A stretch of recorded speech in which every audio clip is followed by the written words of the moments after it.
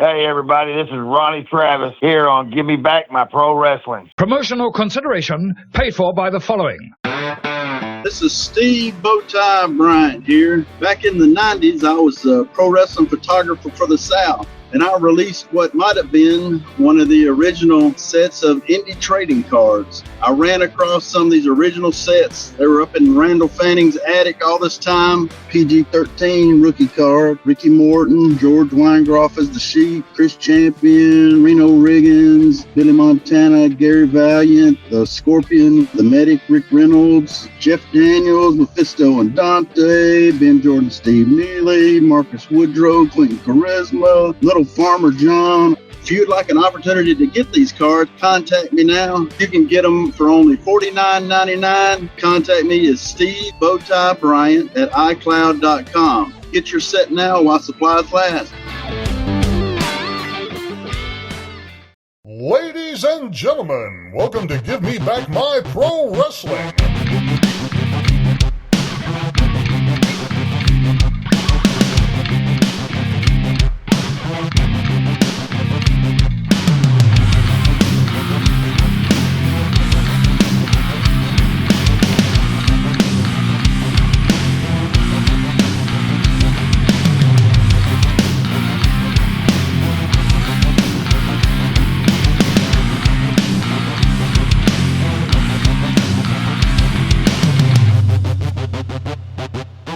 For those who don't know, now you know, baby. This is Hot Rod Biggs, Jared, Jimmy Street. We're going to take them to the limit one more time, baby, right here on Give Me Back My Pro Wrestling.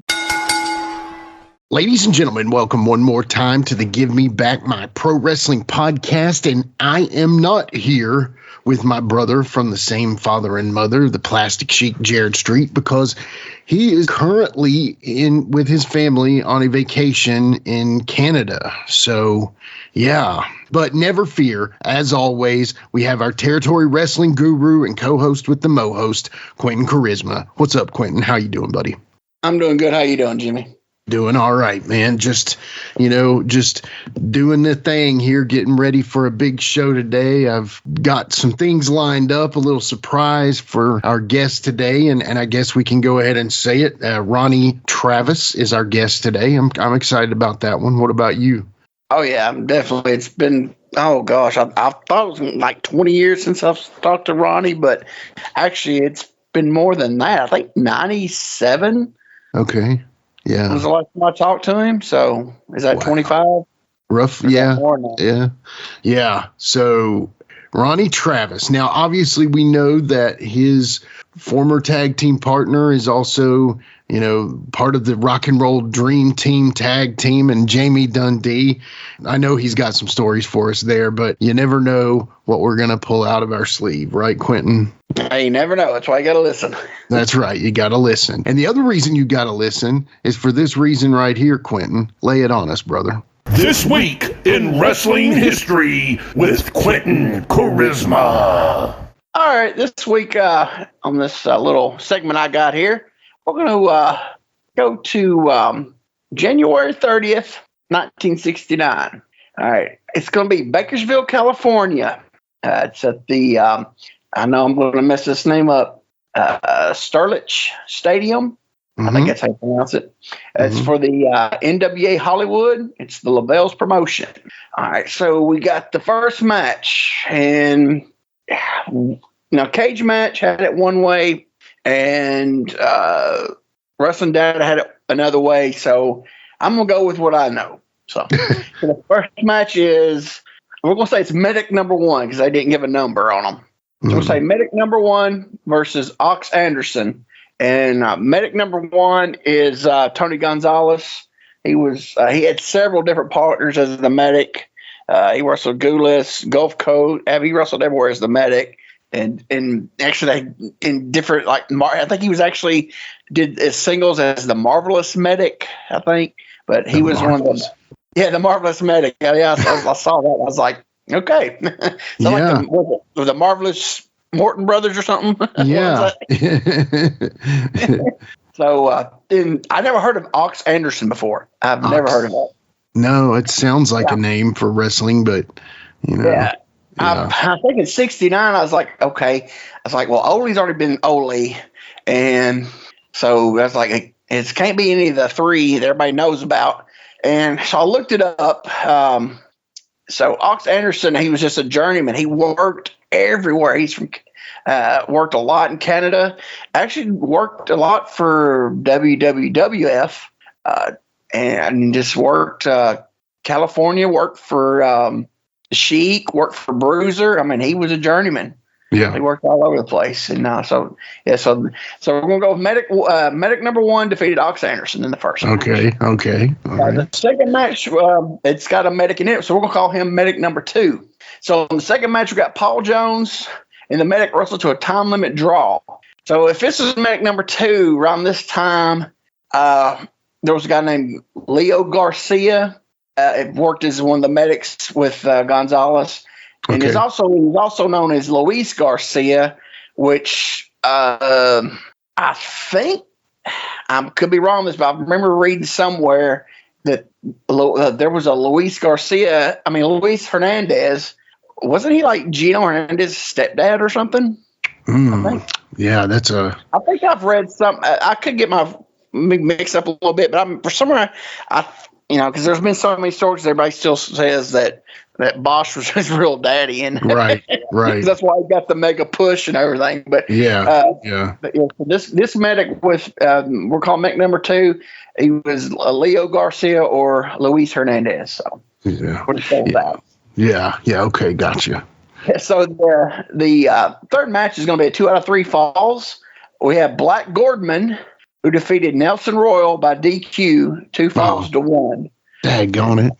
Yeah, and Black Gordman is I talked to him a few weeks ago about his partner, the Great Goliath, and they were the big tag. Yeah, the big tag.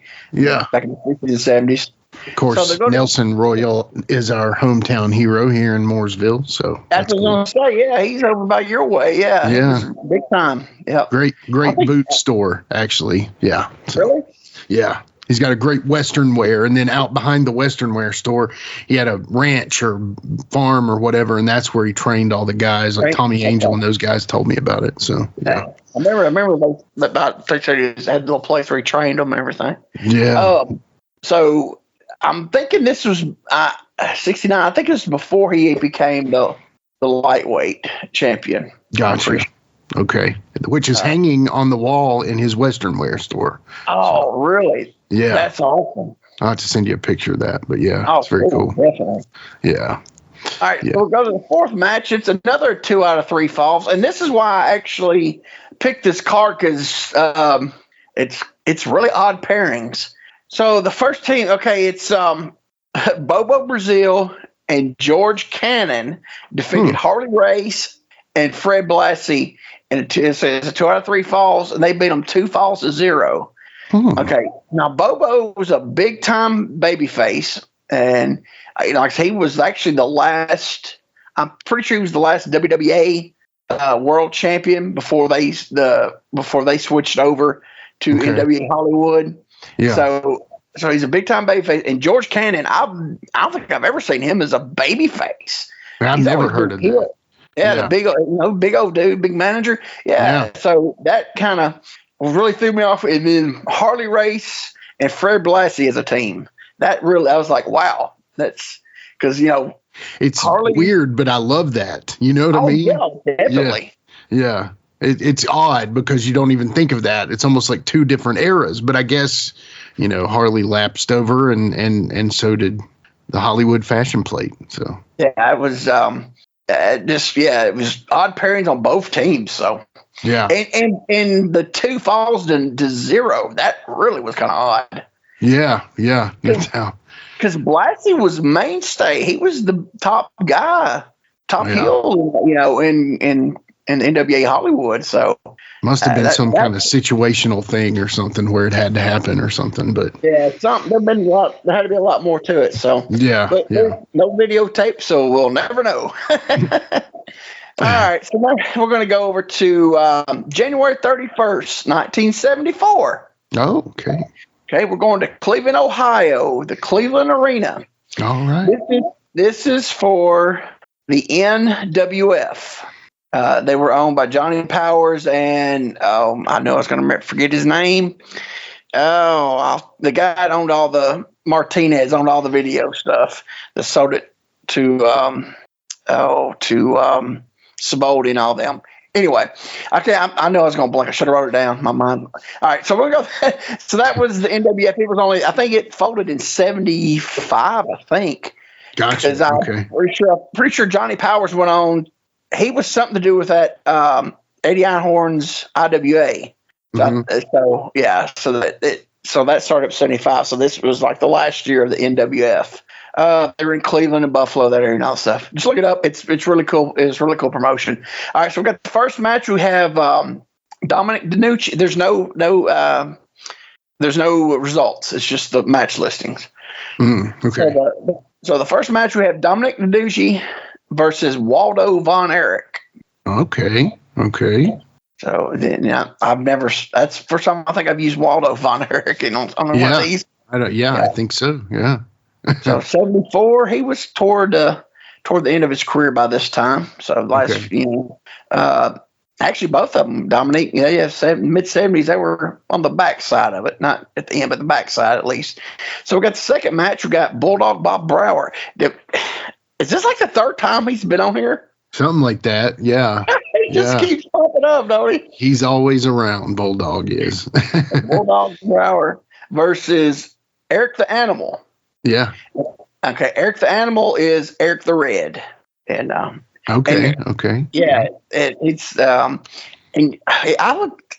He died like in 77, 78. He got hit by a car. Oh. And Eric the Red, he's big as a car. Right. He was a big man. Yeah.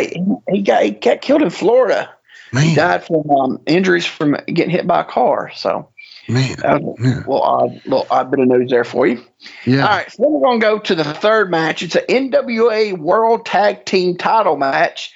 And now it's back in the 70s when about all the NWA territories had their own world title, tag team title versions. So this is going to be the Detroit version.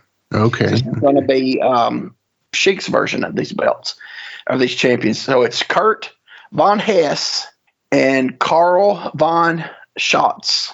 Okay. Versus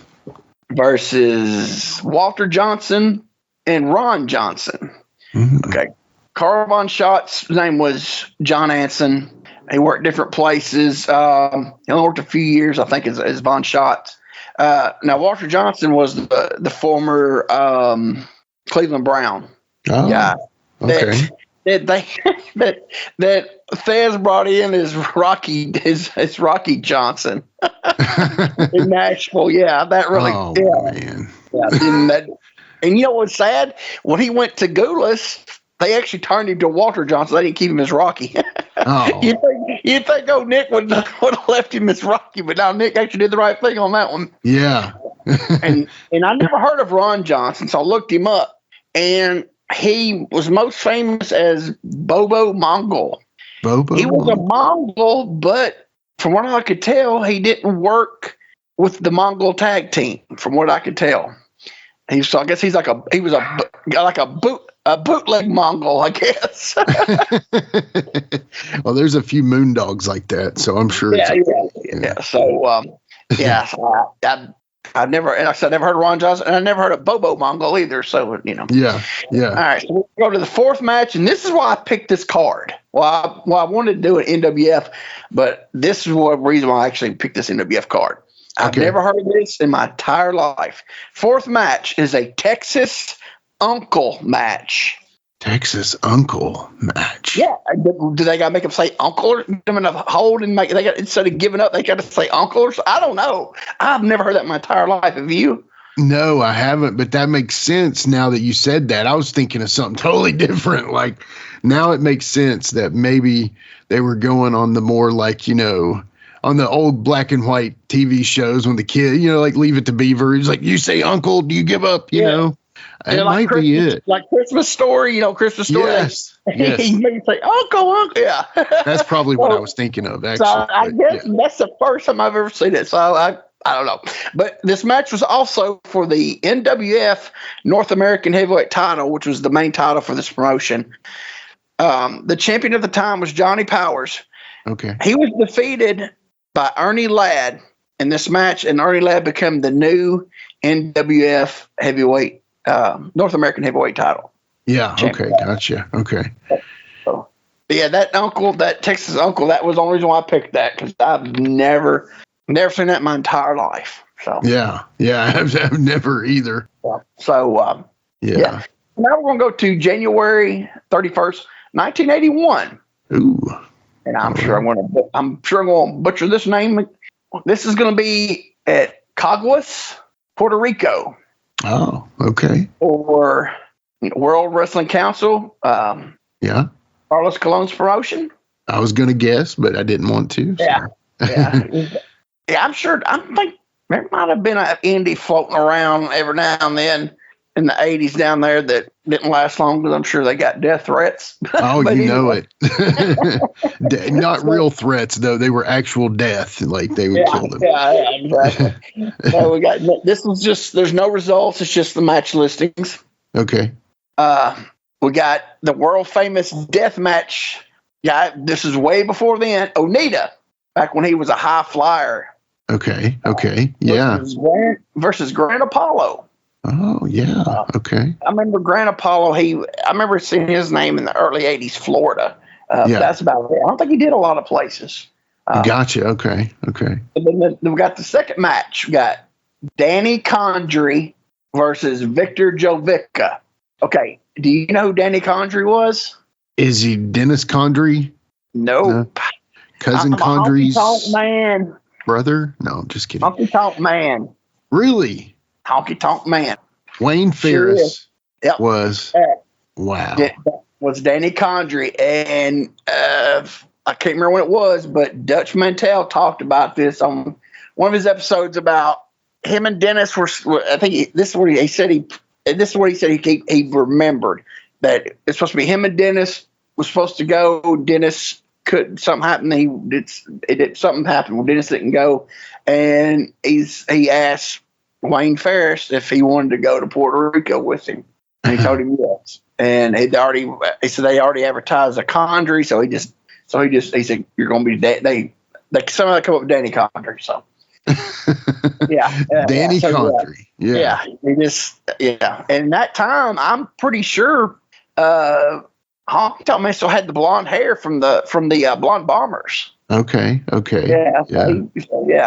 And everybody knows Victor Jovica. He was, he had some ownership in the promotion, and they said he was a horrible wrestler.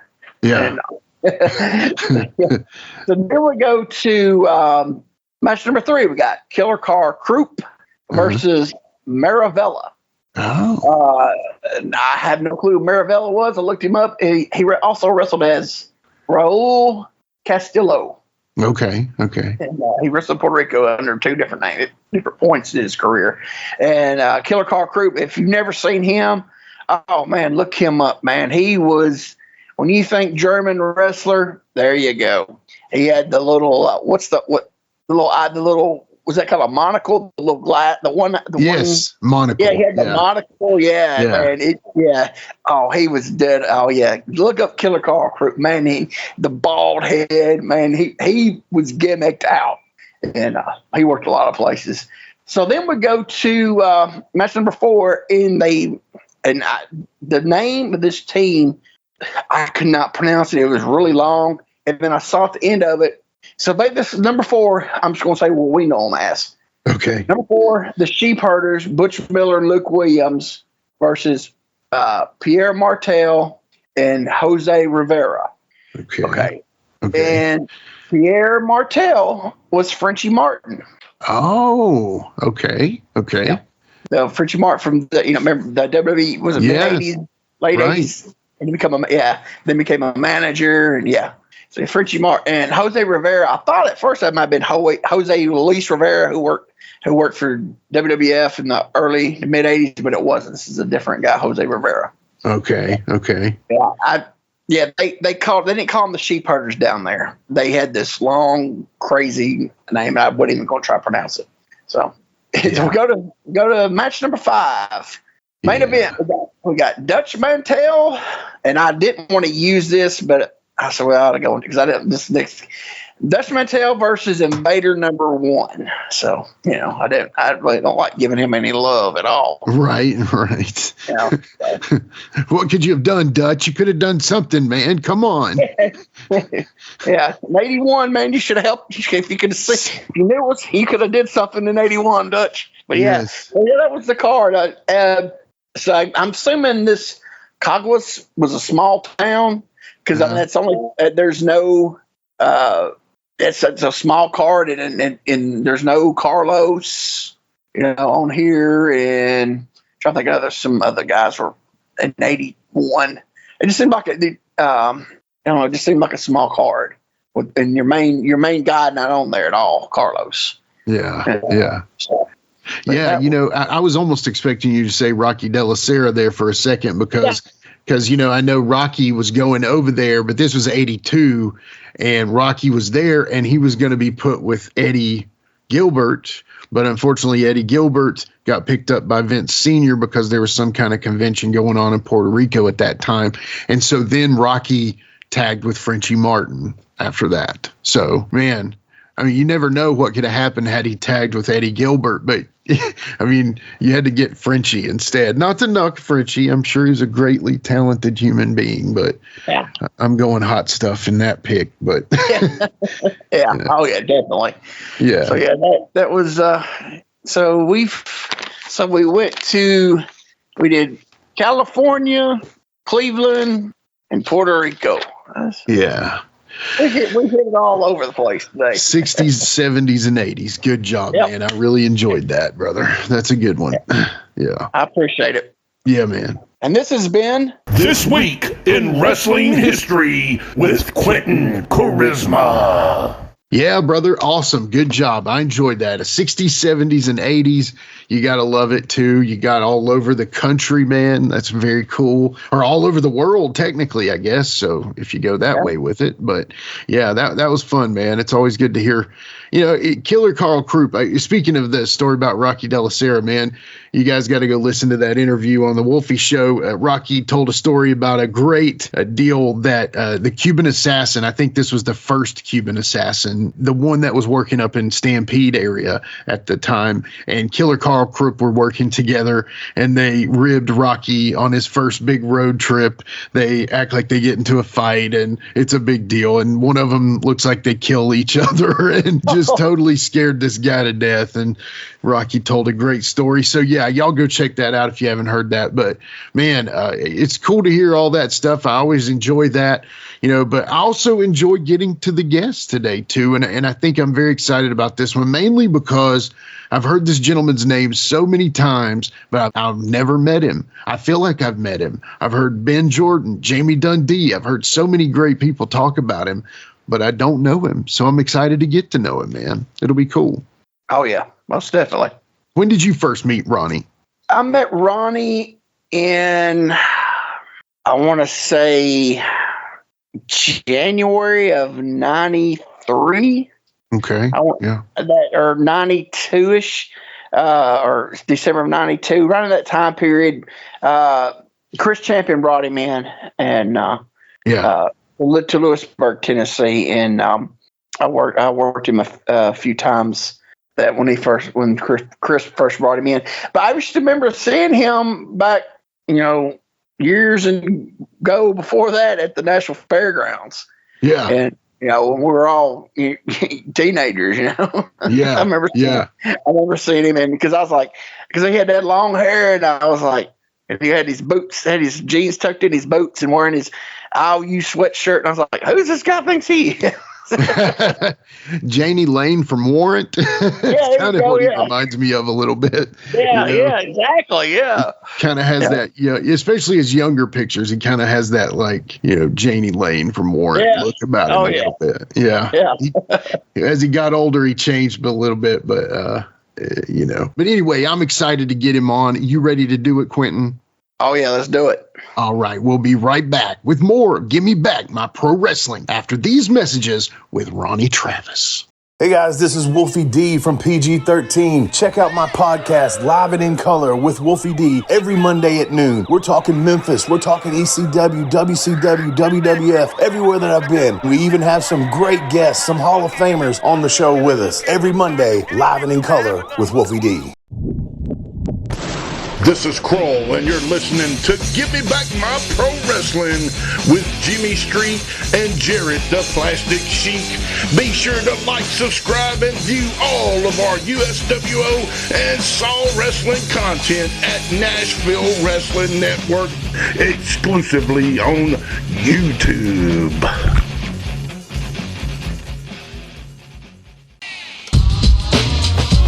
That's right, it's the talk of Middle Tennessee, the channel you love to hate and the channel you hate to love. It's Brian Turner from Brian Turner's VHS Rehab. And if you're looking for matches from Wolfie D to Jerry Lawler to Dusty Rhodes and the team that put a pimp before your eyes and a goatee between your thighs, Booty Call and Athena, go to lostwrestling.com. See, I made it easy for you.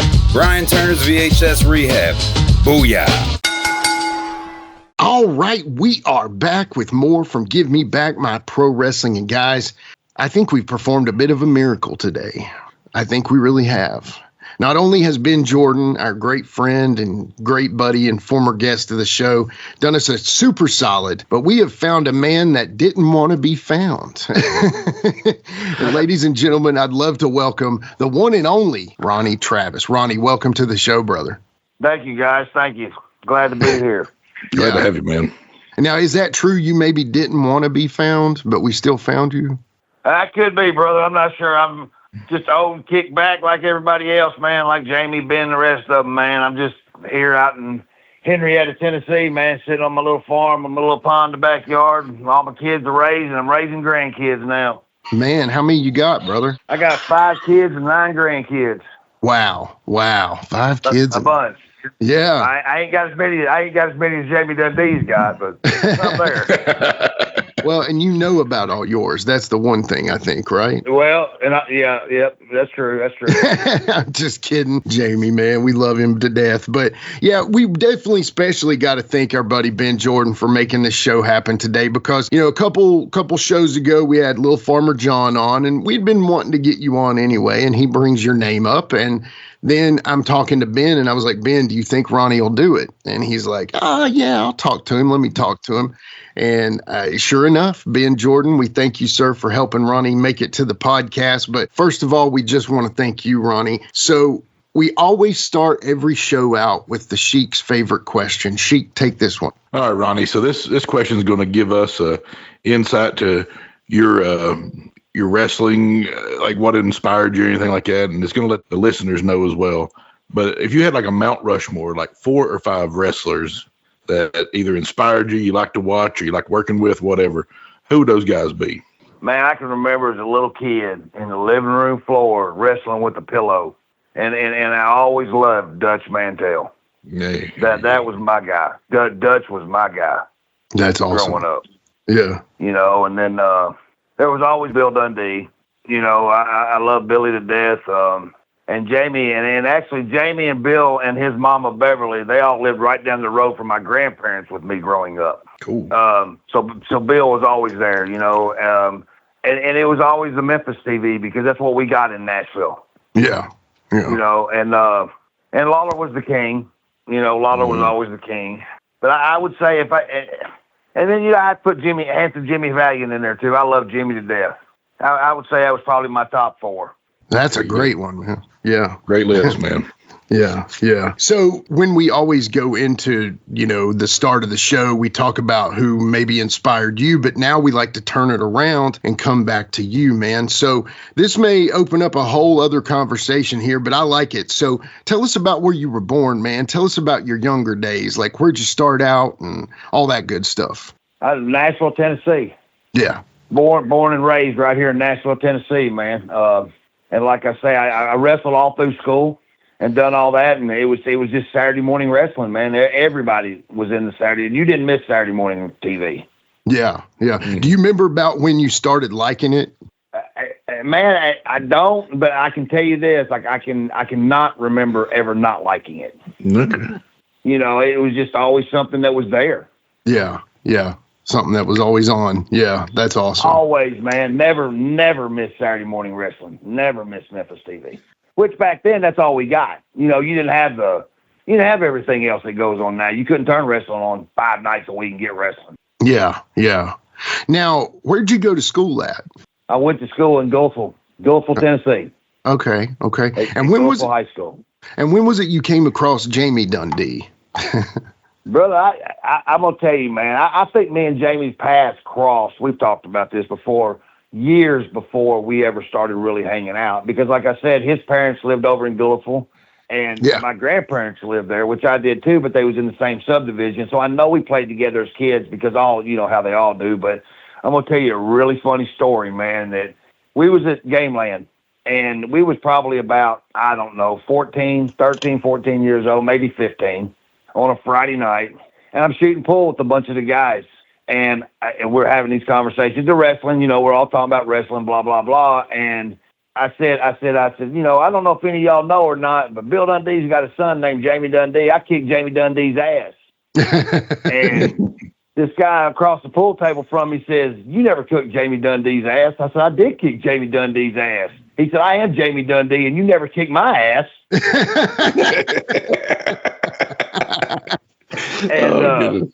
And dude, ever since then, I mean, me and that guy ran the roads for thousands and thousands of miles. Yeah. And so what's really cool is Jamie told me a story. I've had him, I'm the co-host of Wolfie D's podcast. And so we've had Jamie on here. We've had Jamie on that show several times. But Jamie always said that you were the guy that all through his days in school, kids would always come up to him and say, yeah, your dad's Bill Dundee. I'm going to be a wrestler and we're going to be a tag team, just like your dad, you know. And Jamie always gives you props and credit for being the one dude that actually did it, you know. So, yeah. Yeah, we did, man. I mean, me and Jamie, like I said, we run the roads for a lot of miles, and you know how the wrestling business is, brother. You just we done it. We always thought we'd be the next, you know, the next Road Warriors, the next whatever, and our paths just went separate, you know. And he met up with Wolfie, and I'm glad to see all the success they had, man. It was great. Mm-hmm. And I love Wolfie to death. Yeah. You know, and I'm glad it went that way because I know how a lot of people, you know, I don't like this guy no more because he left me. He did this and this. You know, I wrestled for many years, man, full time. Right. Never went to New York, never did nothing like that. But man, made a living out of this business for many, many years, man, until it just died. Yeah. All right, Ronnie. My first question is, how'd you get started in wrestling? Who'd you train with? You know, and all that stuff. You know, the training part. So tell me a little bit about that. Well, Bill Dundee had a wrestling school in Gallatin, Tennessee.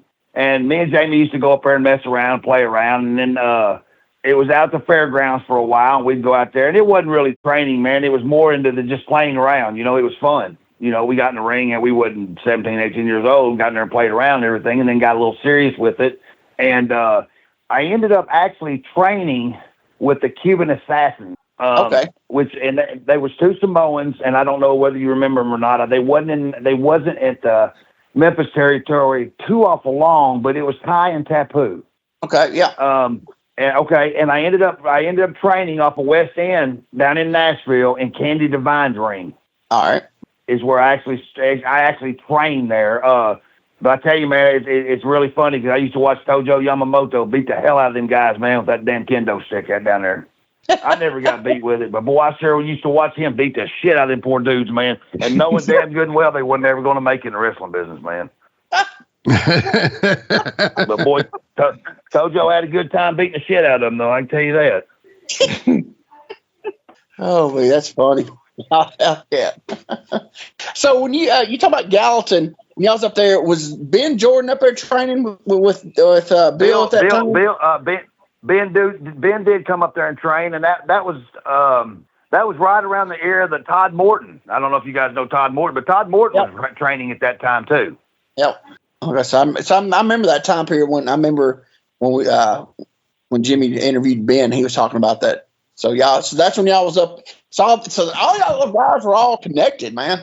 Pretty much, man. I'll tell you something funny. I love Ben to death, man. I've never met anybody that does not talk good about Ben Jordan, man. And I thank God every day that he's still with us. And you know, like I say, man, Ben is just such a good guy, man. And I hate to see what he's going through right now, but I see Ben. I run into Ben every once in a while, man, whether we're at the Mexican restaurant or whether we're, you know, shopping or whatever, him and his wife and me and my wife. He just seems like we cross paths quite a bit. But, man, we used to make so much fun of Ben Jordan because Ben's a little older than we are. And, you know, we was all hell-raising, man. It was sex, drugs, and rock and roll back in them days, man. And poor Ben didn't do nothing and drank a little beer. And, man, we made so much fun of him, dude, and just told him, you're just an old man, dude. Why are you doing this now? You're older than shit, man. You know, Ben would be like, oh, yeah, look at y'all. I'll be like, no, dude, you're old. Which Ben ain't probably 5 years older than we are, but, man, we used to make fun of him, dude, in the dressing rooms. Oh, man. I love you, Ben. Oh, you got to, man. You got to love Ben. And you got to love LaWanda, man. She's such a good person, too. Oh, yeah. LaWanda's great. She's awesome. She'll kick somebody's butt in a minute. Yeah. She'll smack Ben around quick, too. I'm here to tell you. Yeah, I've seen it, actually. Ronnie, tell us about your first match and, like, what promotion or whatever that might have been for. I don't know how this ever came about. And I think Bill Dundee actually he gave me this guy's number, man. And if it wasn't Bill, it was J.D. Wolf. Do y'all remember J.D. Wolf? Yeah. Oh, yeah. Oh, yeah. Okay. It was in Athens, Alabama, for a guy named Wallace, Alvin Wallace. Alvin Wallace, yeah. Yep. And I guess I couldn't even tell you who I wrestled, man. I have no earthly idea. But I wrestled down there for 2 or 3 months, and this little building, man, it was so small that you could barely take a backdrop. I mean, dude, it was a little, like a garage building or whatever, man. But I wrestled down there for probably about 2 or 3 months, and I called Jamie. I said, Jamie, man, you got to come down here, dude. This place is great. I said, dude, dude, there ain't 100 people in this building, and I'm freaking doing it. I said, I swear to God, I'm doing $250 a night in gimmicks. Dang, man. He's like, oh, man, I got over so good down there. He was like, what? I said, I swear to God, dude, you can't bring enough shit down here to sell. Yeah. So he came down there, and we wrestled down there, man, I don't know, man, every Saturday night for 6 months, 8 months. Yeah. Man, we had $500 nights down there. Yeah. Man, we packed that building. Dude, I think one night, dude, Alvin told me we had 250 people in that building, dude. I mean, it was people would pay to stand in that building. Yeah. Wow.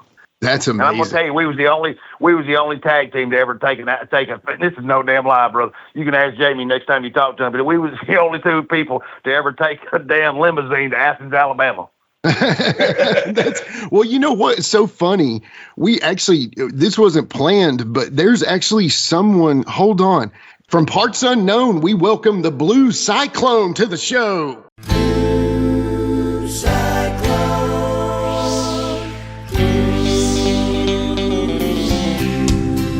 Well, my wife went out of town about a year or so back, left me at home by myself to batch. After 5 straight nights of TV, I was ready to scream.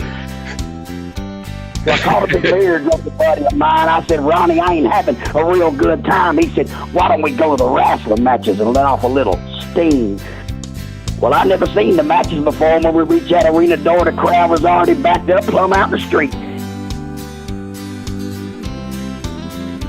Yeah, they pushing and shoving like cattle, just getting in line. Was a hell of a battle. We had a fight like the devil, but we finally got ringside seats. Ronnie Gale. What you doing, Jamie Caird? I am going back to Athens, Alabama in a limousine with the Rock and Roll Dream Team.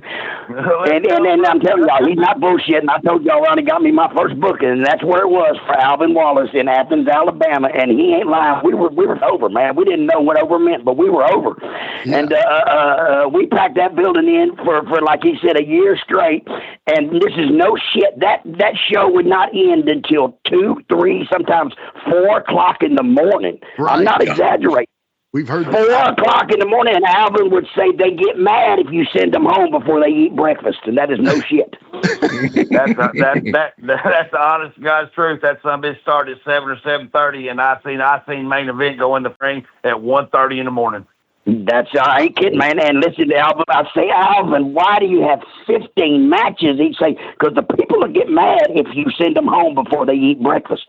And I'd say, well, I don't know how they do it in Athens, Alabama, but everybody else I know would have went home about 9:30.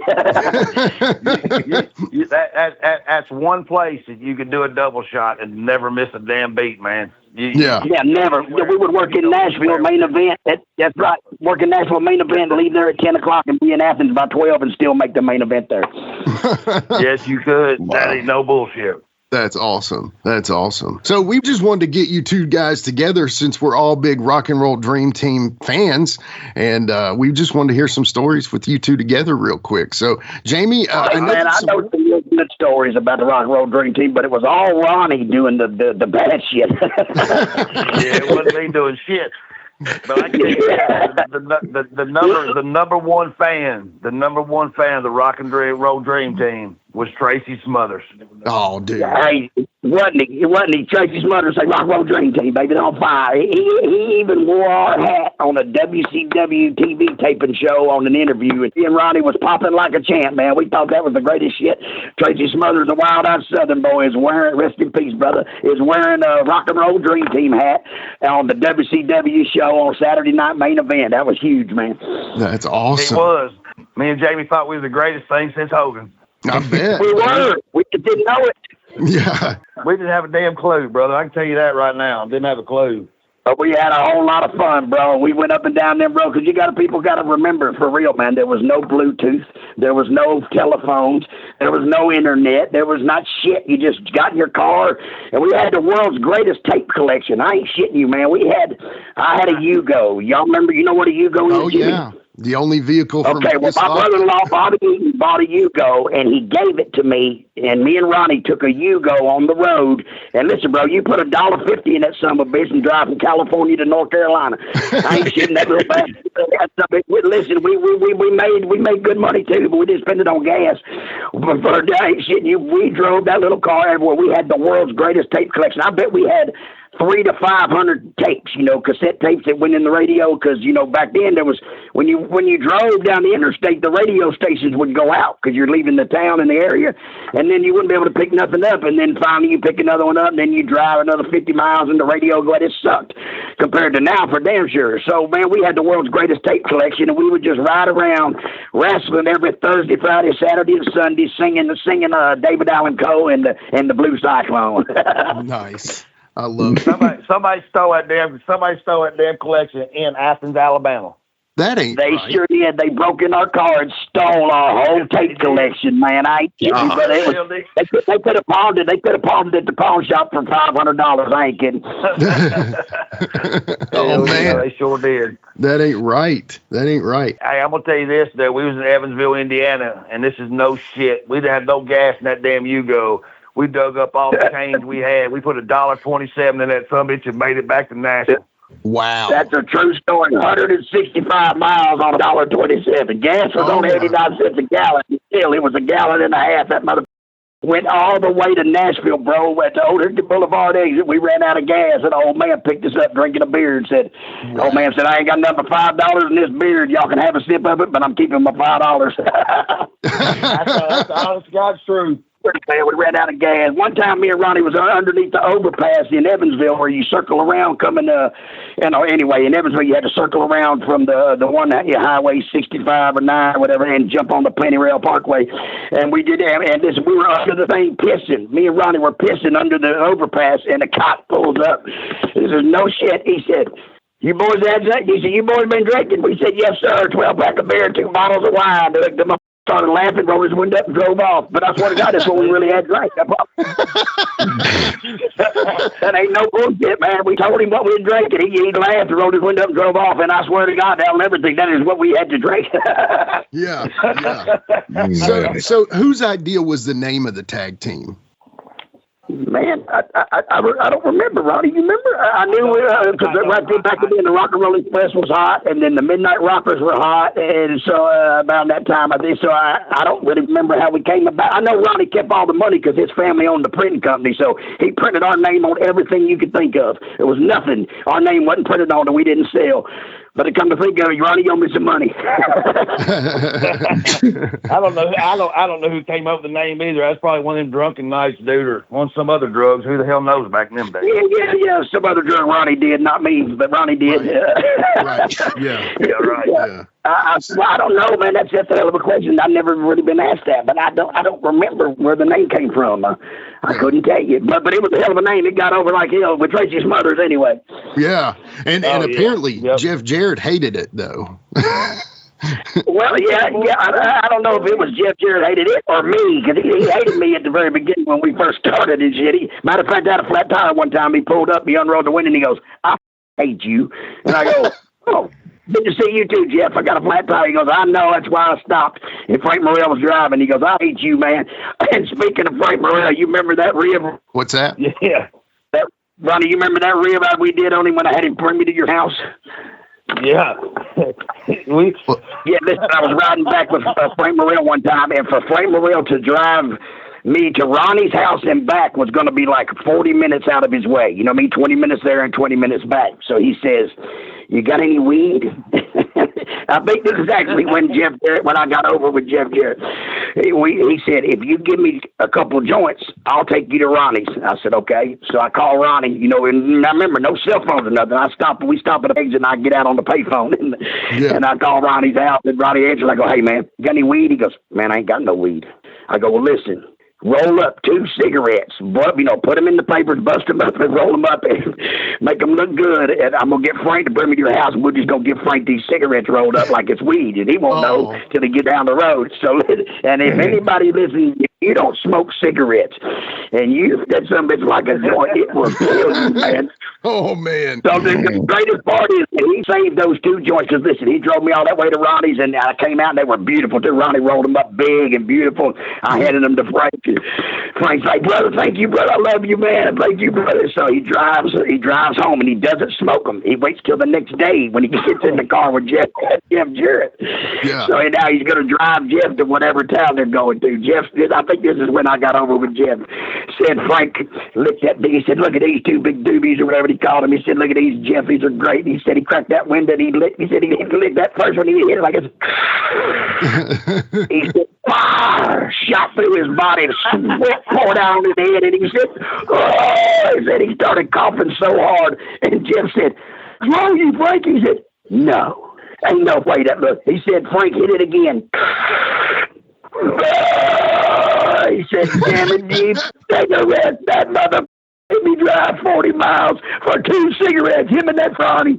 And I think that is the moment that Jeff Jarrett said, "Jamie, that's the greatest shit I've ever heard." He said, "Jamie, I was watching fire shot through his body. He turned instantly red. Sweat was on his face, and his eyeballs turned bright red on the inside." And said, he looked at me and said, "No way." He said, and he hit it again. And then he said, "Cigarettes, mother." And I believe that's the moment Jeff Jarrett got back over with Jeff. I think was that moment right there. Me and Ronnie, we got his ass. So charged me 2 joints to drive me 20 minutes. You buddy, I'm Bill's boy. You don't do it to Bill's boy. Yeah, that's hilarious. Oh my gosh, what a legendary. Yeah. Man, it was either that or we sold more gimmicks in the back parking lot of Evansville, Indiana, and Jeff and they were selling in the field. Yeah. That's what he said. He asked me about that before, and I said, "Yeah, Jeff actually said, listen, you boys work for the company, so you boys can't be selling gimmicks in this building."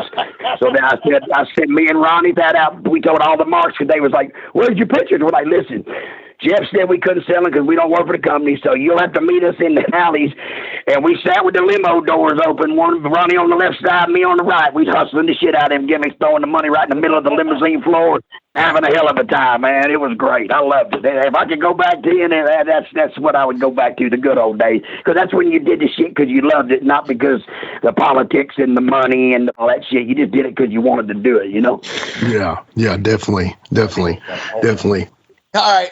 I always heard this rumor that one day Jamie and Ronnie, y'all raided Bill's closet and took all kinds of his gear, and that's where Ronnie got those star boots. Is that true? That is true.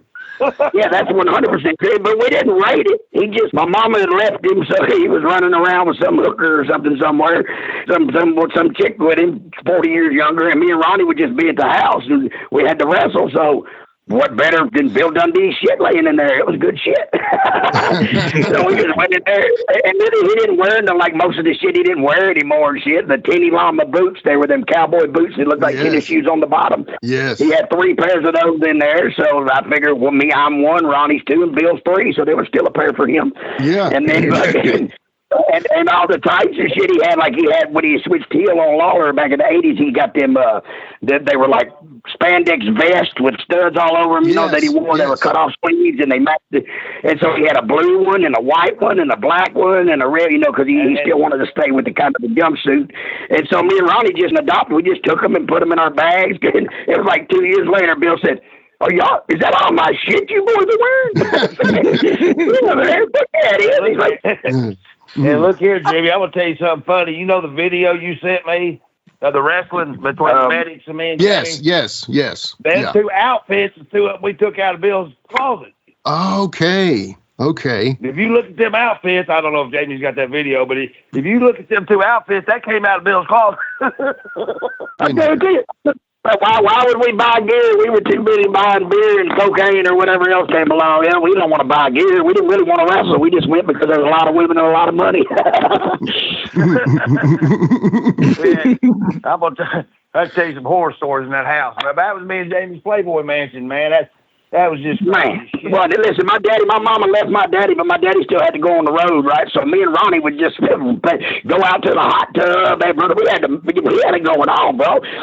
And then Bill kind of ruined it because he moved Dustin Rhodes and Hanson Jimmy and a couple other wrestlers in, so there was always somebody else there with us. But at the beginning, it was just me and Ronnie in these big old houses, and Bill be gone on Mondays and Tuesdays and Wednesdays. And shit, we had a lot of fun in that house. Well, Ronnie did. I just read the Bible and made, cooked Here's your good one, Jimmy. Okay. First time I went and stayed with Jamie Dundee. Listen to this story. This is good. 16, 17 years old, okay? We're in the bed. We go to bed. We're sleeping. I wake up. I hear somebody coming in the house. Well, me and Jamie's in the same bed, right? We're there sleeping. This mother slings the door open, dude. I think he kicked the mother because it come flying open and hit the wall. I mean, just bam. I sat straight up in the bed, and Bill said, Jamie, get your ass up. And I was like, oh, my God. So I'm pushing the hell out of Jamie like, man, you better get up, man, right now, dude. This motherfucker's nuts. Sure, he said, I'm going to the face right now. You better get your ass up, mow the grass, chop that wood in the backyard before I get back. And this motherfucker leaves. Wow. I'm thinking, oh, my God. Man, Jamie, get up. Get the fuck, dude. This is going to kill us. He said, that old motherfucker. I was scared to death, Jimmy. I mean, I was terrified, man, because I only ever seen Bill on TV, you know, and that's the perception that you get. Yeah. My God, dude. I said, dude, come on, man. We got to get up, mow the grass, clean the dog pens out, motherfucker. Jason never got out of bed. He just that motherfucker, man. I ain't doing this shit.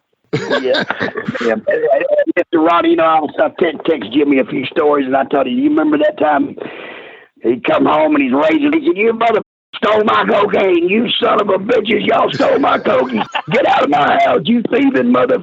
Get up out of my house!" And this is so me and Ronnie jump in our little WeGo because it was a U-Go, but we put 2 more doors and made it a WeGo. So we jumped in the WeGo, and we're going down the road, and I said, "Ronnie, did you get that coke, man?" He said, "Jamie, I swear I didn't get that coke, bro." And I said, "I didn't either, man." I said, "That motherfucker full of shit or something, man." So what we did was we let him and Jimmy Valiant, Dustin Rhodes, and them leave the house, and they all went on the road to Memphis with us. So we go back to the house, and because Bill's so short, he said, "I put that shit right here on this second shelf in this little silver cup." But damn it, he poured the cup upside down. There was nothing in it. "You mother, y'all are dope stealing." They throwed us out, and we go back. We went back to the house. I get up on the counter, on the kitchen counter there, and I look on the third shelf because Bill's so short. He couldn't reach the third shelf, I guess. He had the new he put on. But in the third shelf was a silver cup, and it was full of cocaine. I go, "Look at here, Ronnie. That done accused us. Let's do it, bro." We pour it out. We just get it all. We do it all. And then we told him about it a few years later. We said, "Hey, you dick, remember accusing me, Ronnie, of doing your cocaine?" "Yeah, well, we didn't do it till after you accused us because we'd already been accused, so we did it." Well, you mean Ronnie did it, right, Jamie? You don't mean you did it. Yeah, Jamie. Well, Ronnie did it. I kept saying, don't do my dad's cocaine. Don't do my dad's cocaine, Ronnie. And then I just go back in my room and start reading the Bible again. Yeah. Talking to your friends. Yeah. Hey, all right, Ronnie, Jamie. So y'all had a match against the interns and Dr. Squash. Where was that at? Where was that, Ronnie? Is that Cool Breeze? No, it was Bubba Perry. I remember. Sunny Street. And Dr. Squash. Sunny Street, that's right. Sure enough, Sunny Street, and my daddy trained him, right? Yeah. Yes. Exactly. Yeah, matter of fact, I just got that video from Bubba the other day. Okay, I thought I sent it to you too, but I maybe didn't. Sorry about that. But no, Bubba Perry sent it to me the other day and said, "Look at this video." I said, "I'll be damned, man. Look at that." I said, "That's a blast from the past."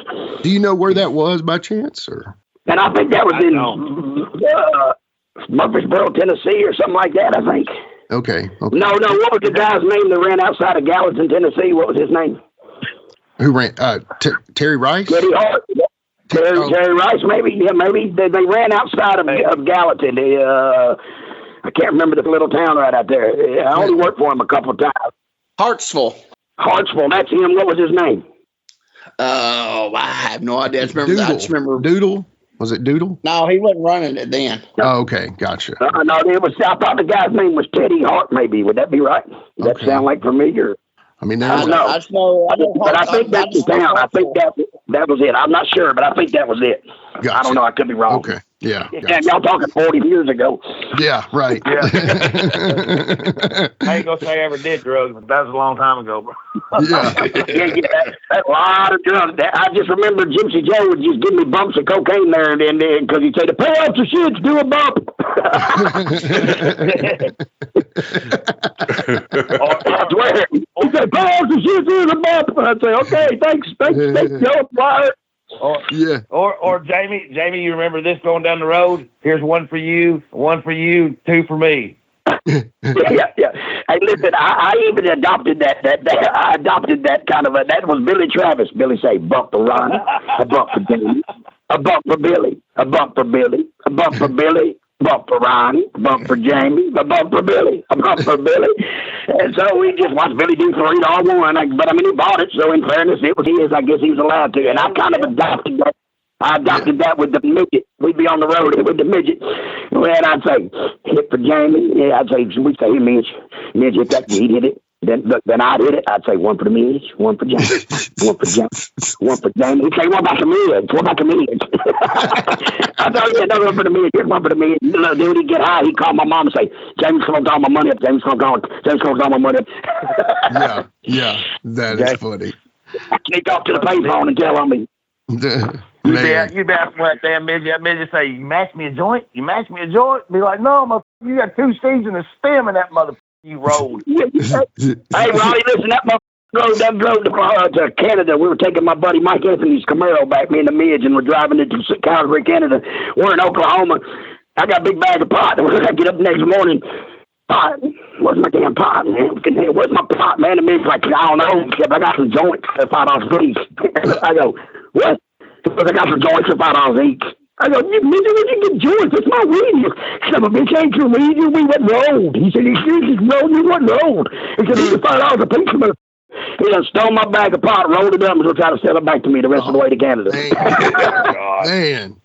I said, "Midge, what did you get weed? You didn't have weed yesterday." He said, "These girls brought it to me." I go, "What girls?" He said, "You don't know everybody I know, you mother."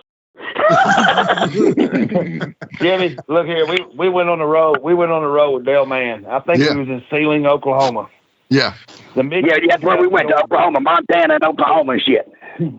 Beating on the door, he said, "Something's wrong with me." "What's wrong with you?" He said, "Something's wrong bad. Something bad wrong with me." I said, "What's wrong?" He said it is. He dropped his pants. This little motherfucker had the crabs. He was eating up with his bitches. Oh, yes. This is after the that's what he said. He said, "What kind of dirty bitch? It's got bugs on her." I said, "The only kind that would bang 2 midgets for $40." He said, "Makes sense. It makes sense." Cousin Junior lost his beard in that too, right? Hey, yes, he did. You know, cuz. He come down there. He come down to the room, told me and Jamie, "Come down here. You got to see this." We walked down there, man, and this is no shit. Lanny, the cousin Junior, was laying on the bed, and this girl had to weigh 550 pounds, dude. God, she's a big old girl. And Cousin Junior weighed 400. Yeah, well, the referee or ring announcer, I don't remember which one it was, and was screwing her from behind. And Danny was playing this girl's big ass damn 88D damn titties, and he was rotating them. And Cousin Junior said, Danny, if you touch my balls one more time, I'm going to Oh my goodness. Oh God. Oh God. Yeah, And Farmer John told us every one of them, that bitch gave every one of them craps. Oh man, yeah. Lord have mercy. Oh. The Dale Mann Wild West Tours. So how many did y'all go on? All of them. As many as he would let us. Hey, he got so mad at me because I took like 2 pounds of pot with me and sold it to everybody on the crew. And, you know, Dale didn't pay but $10, $20, $5. You know, me and Ronnie's the stars. We got $50 a night or better. Yeah. But listen, he said, who the bought the damn weed? He said, these motherfuckers ain't food in like a week. Because, you know, they all owe me the $10 and $15 they got paid for the weed that I fronted them the day before. And you had to buy your own food and shit. He said, these motherfuckers ain't eating weeks. Jamie, God, don't you ever bring weed on this tour again? Because, I mean, I just bought a pound of pot, sold it to them all. It was great. I had all the money. The whole tour, I got all the money. Me and Ronnie living big. I don't know how many trips we took, man. But I'm gonna tell you, we went from what was that, Russellville, Kentucky, or whatever the hell, Jamestown, Kentucky. Yeah, Russellville, Jamestown, Kentucky. Yeah, one trip was the Dakotas. We done North, South Dakota. Hell, we went all the way to Nevada with that sumbitch, man. Wow. Yeah, we would get Indian reservations. We did a bunch of Indian reservations, watched the Blackfoot Indian tribe, put the boat in the chief, and all kind of cool ass shit, man. It was a blast for real. That's awesome. Yeah. No, it was fun. It was fun, man. Yeah. Yeah. Very cool. Hey, you don't know what it's like to be the driver. I'm driving, Ronnie's in the passenger seat, and the midget's sitting on the cooler full of beer. And we driving, and me and Ronnie get drunk, so we take the midget's feet up with 8-track tapes. We duct tape 8 tracks to the midget so he could drive the van in Oklahoma. Wow. Oh my God. And it's got a midget trying to drive this big old huge van with 15 people in it. Dale Mann's in the back, so you're rocking side to side everywhere you went. Oh, it was a blast. That midget, we just come back from South Dakota. I mean, I passed out. I woke up and the midget's sitting in Jamie's lap. Jamie's passed out. The midget's driving down the interstate with the cruise control on. That's so funny. Oh my gosh. The picture of Dale Mann would wait one time. The midget flicked a cigarette out the window, and it blew back in, and it landed in the bed, and in the back of the van. And that Dale Mann, you hear, what God, caught on fire. That son of a bitch started smacking and raising hell. And turned his light on. He said, "There's no more smoking." So we banned from smoking for like a 2-day deal because me and Ronnie said, well, we ain't driving if we can't smoke. So we sit in the back of the van. He said, "No, go driving." No, we can't do. Okay, only Jamie and Ronnie are allowed to smoke on the tour now. You know, the midget done that a couple times. The midget done that shit to Brian Brown too, and burnt the whole back of his ear. Man, I burnt that sumbitch off. Oh my gosh. Hey, and another thing, Dale Mann killed a man over at Midget. I got the newspaper article right here in that book where I was looking through. The midget owed this guy, listen to this shit, the midget owed this guy $50 for a bag of weed in Jamestown. And the guy's brother was the referee for Dale. Dale's driving the van. Dale Peterson. Yeah, Dale Peterson was the guy. That's right. And listen, Dale Mann's driving the van. Dale Peterson's in the van. Dale Peterson's brother runs up to the van and jumps on the running board on the side of the van and puts a knife to Dale Mann's throat and says, "I'm like Billy the Kid, motherfucker. I'm going to cut your guts out. You're going to pay me my money for your midget." Dale Mann pulled a pistol out and shot him. Boom, blew him right off the side of the van while the dude's brother's in the van and said, "Yeah, you're like Billy the Kid. You're dead." And the dude's brother was in the van. The dude's brother testified on Dale's behalf, and his brother ran up there and tried to cut Dale's throat. And Dale got scot-free. Dale just waited for the police, put the gun on the hood of the car, waited for the cops to come and arrest him, got right out, self-defense or whatever they called it, and the kid's brother sitting in the van watched his brother die and get shot off the van over and owing him $50. Wow. And that dude never quit working for Dale Mann. No, he never did. The dude, Dale Mann killed his brother, and he even, when Dale got out of the wrestling business, that dude even worked on Dale's houses and farm and shit. Wow. Yes, he did. Look here, when we very first got, I don't remember how we got hooked up with Dale Mann. I don't know how. I don't remember it either. Billy Travis, maybe. Maybe because Billy started with Dale. Remember? Yeah. This Dale was a big wig in this little town. This little town, you talk about some inbred some bitches from Kentucky, brother. Yeah, you talk about backwoods, especially for us Hendersonville, Nashville boys. We really thought we was in the Deliverance movies. Damn, our heels have eyes. Well, Dale owned the gym, like a Gold's Gym deal in the middle of Jamestown, right on the square. Well, upstairs, he had about, 10 rooms, man, like motel rooms upstairs. That's where all the boys stayed. Mm-hmm. We pulled into this town, dude. I will never forget it, dude. Here comes this cop down the road. I thought, oh, my God, it's Barney Fife. Dude, this son of a bitch is in a 4-door gray and black Chevette with a big blue light on top. One of them blue lights you pull out and stick on top when you want to. Yeah. And what the freaking hell? I don't know. We've been there a couple weeks, running these little towns with Dale, man, and it was nothing but one big freaking party, man. One night I wake up, I hear all this commotion, man. I wake up, and I look out the door in the hallway. The midget Danny dude is standing up in the window with his damn dick out, dude, pissing out the window at this cop. This cop was downstairs, dude. It was going, Danny, you can't do that. Danny's trying to piss on you. Oh my God. From the second floor. It was up on the second floor. He's just pissing all over his son. Yeah. Oh my gosh. Hey, because Dale, man, he had a lot of pull in that town. I mean, for real, man. Russell Springs, Jamestown, Kentucky area. Dale Mann was a big time. He was a wrestler with the ICW. With the Pop-Pros and all them back in the day and shit, whatever. But he became a cattle rancher. He had a milk cow business, $millions and $million milk cow business or something, and ended up selling it all off. And how many wives and kids did he have, Ronnie? This is no bullshit, y'all. Oh my God. He made Jamie look like a saint. I'm not kidding. His last wife was like his 25th wife or something when he died, and he was like 78. She was like 19. I'm not exaggerating. Wow. I'm not kidding. Hey, Janie, who was Chuck Connor's daughter was one of them. Chuck Connor. That's who I was trying to think of. Hell, he had 3 or 4. Yeah, it was Chuck Connor. He had as many kids as Dale. They competed to see how many wives and kids they could have. They married each other's daughters and all kind of shit. Well, when did you get in on it, Jamie? I got in on it when Ronnie booked me there. I'm just kidding, man. Well, listen.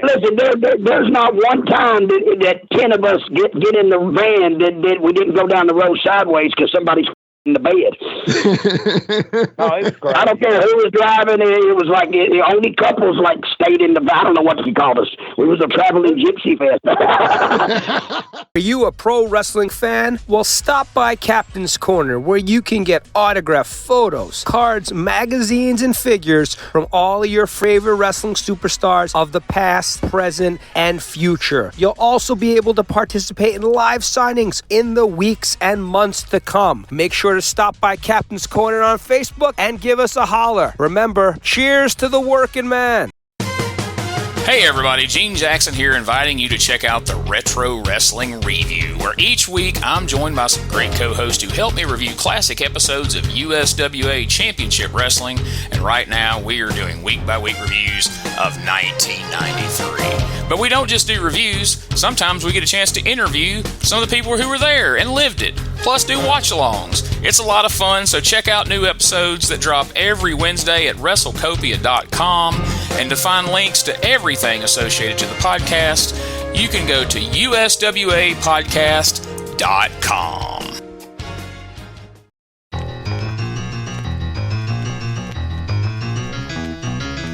Woo, mister, this is Handsome Jimmy, professional wrestler, the Boogie Woogie Man. Come on, people, my brothers and sisters, don't you dare miss this one. It's Wrestling Talk with Mayor McCall. Yes, baby, be there or be square. Oh, yeah, ha, ha, ha, ha.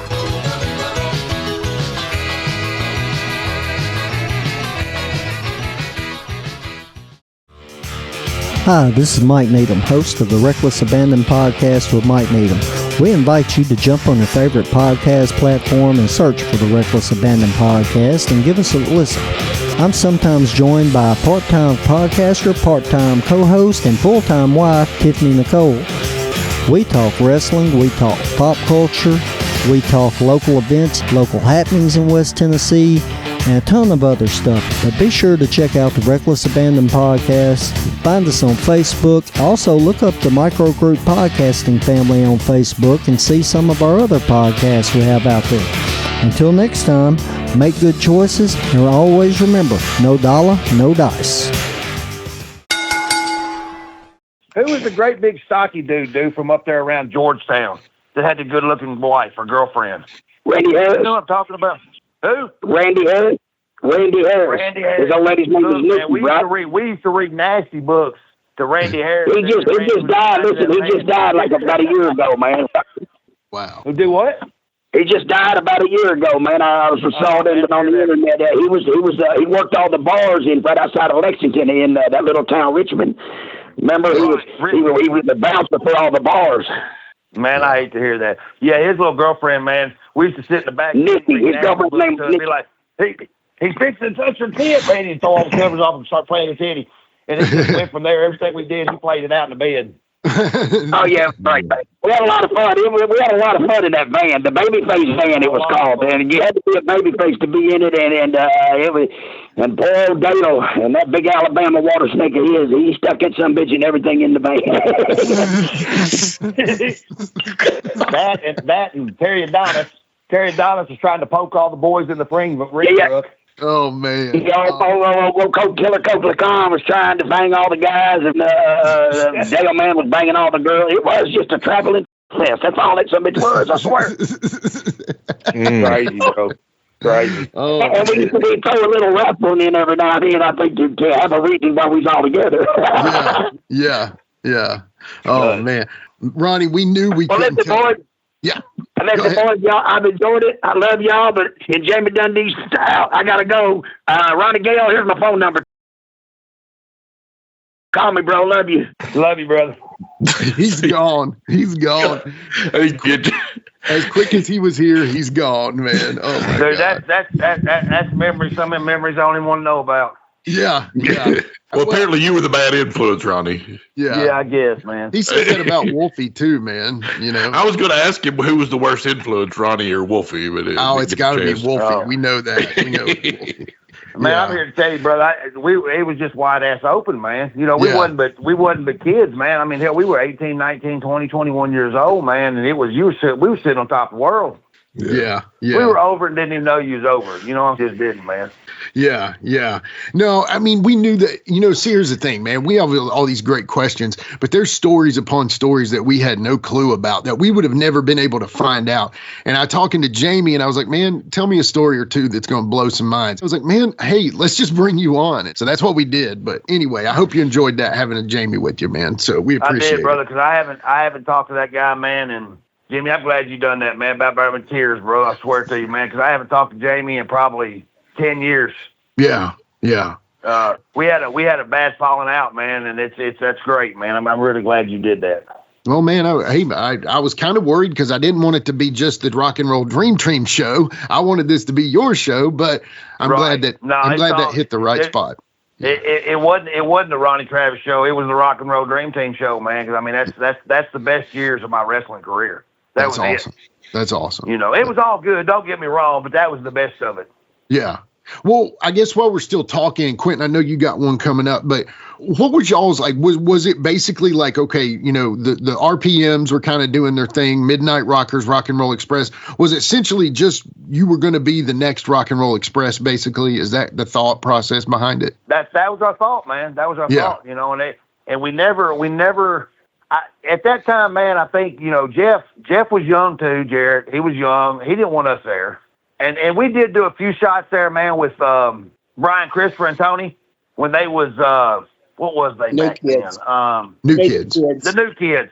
Yeah, the New Kids. We wrestled them a few times and did shots and shit, man, here and there, but we never really worked for them, man. But it didn't matter because I didn't even want to And I did a few shows for them just singly, man. But I mean, we were over everywhere else, man. And we didn't need that. Yeah. You know, it was making good freaking money, man. Yeah. You know, making really good money. So. Yeah. And y'all had the perfect look too. He was brown headed. You had that long blonde bleached hair, man. It was a great look, man. It was a great look. It was, man. Yeah. And met a lot, you know, and during that era, met a lot of good people, man. And I don't know if you guys, and this is funny, I wish I'd have brought it up while he was on the phone, man. But Robert Fuller, we all stayed at a motel called the Congress Inn. And it was on Dickerson Road, nasty little place, you know. But we had the whole back row, man, and it was me and Jamie. Robert Fuller lived there with Sylvia. Yeah. And see who else was there, man? Shawn Michaels and Marty Jannetty lived there for a while. Okay. The Dirty Boys, Nasty Boys. The Nasty Boys was there. We had the whole back row. Well, the guy that owned the motel, man, we $65 a week, all dude charged us. Wow. God. He was a wrestling fanatic. This guy was a wrestling fanatic, but he owned the motel, so he got to go to wrestling every Saturday night at the fairgrounds for free. Okay, so the only rule he had for us, man, he didn't give a damn what we did, was there was a swimming pool in the front parking lot right on Dickerson Road. We could not grill inside the pool. Okay. Well, we all get out there Sunday because everybody was off on Sundays, man, and you get out there and get drunk or shit and do your stuff, and he never cared. He wouldn't let the police on the parking lot or nothing, so we did what we did. Well, we're all out there grilling out, and Robert Fuller carries the damn grill inside the damn swimming pool. Oh, my gosh. Here come the guy across the parking lot out of the office. He was like, boys, told y'all. I don't remember that guy's name. He said, boys, I told y'all. You can't grill inside the pool area. Well, Robert grabs this son of a bitch, and the poor one-legged bastard dude throws him in the pool. Oh, my gosh. Well, then he grabs his grill and throws the grill on top of him. Yeah, my gosh. Yeah, Then, of course, we all got thrown out. Right. So everybody's mad as shit at Robert Fuller. It was $65 a week. Yeah, it was perfect. Oh, my gosh. Yeah, dude, I mean, we can sell 20 pictures in a week and pay our rent, you dumb son of a bitch. That's heartbreaking. But it was good times, man. Yeah, that's a story you'll never forget, too, I bet. No, never, man. Never. Yeah. All right. This question after all we've heard so far, this question is kind of it's not gonna have the I don't know. It's gonna be a simple question because of all that we've all heard so far. So how did you come up with the last name Travis? When me and Jamie when we very first started, man, was wrestling together, we got living with Billy Travis. And I don't remember what town we went to, man, but we went somewhere to wrestle, and Billy was there. Billy went with us, actually. And we got, I don't remember where it was. I wish I could. I want to say it was in Huntsville, Alabama. But anyway, I don't even remember the promoter. But we went down there, and the guy said, we walked in, and the guy said, you two's brothers, right? And I was like, no. He said, well, you look alike.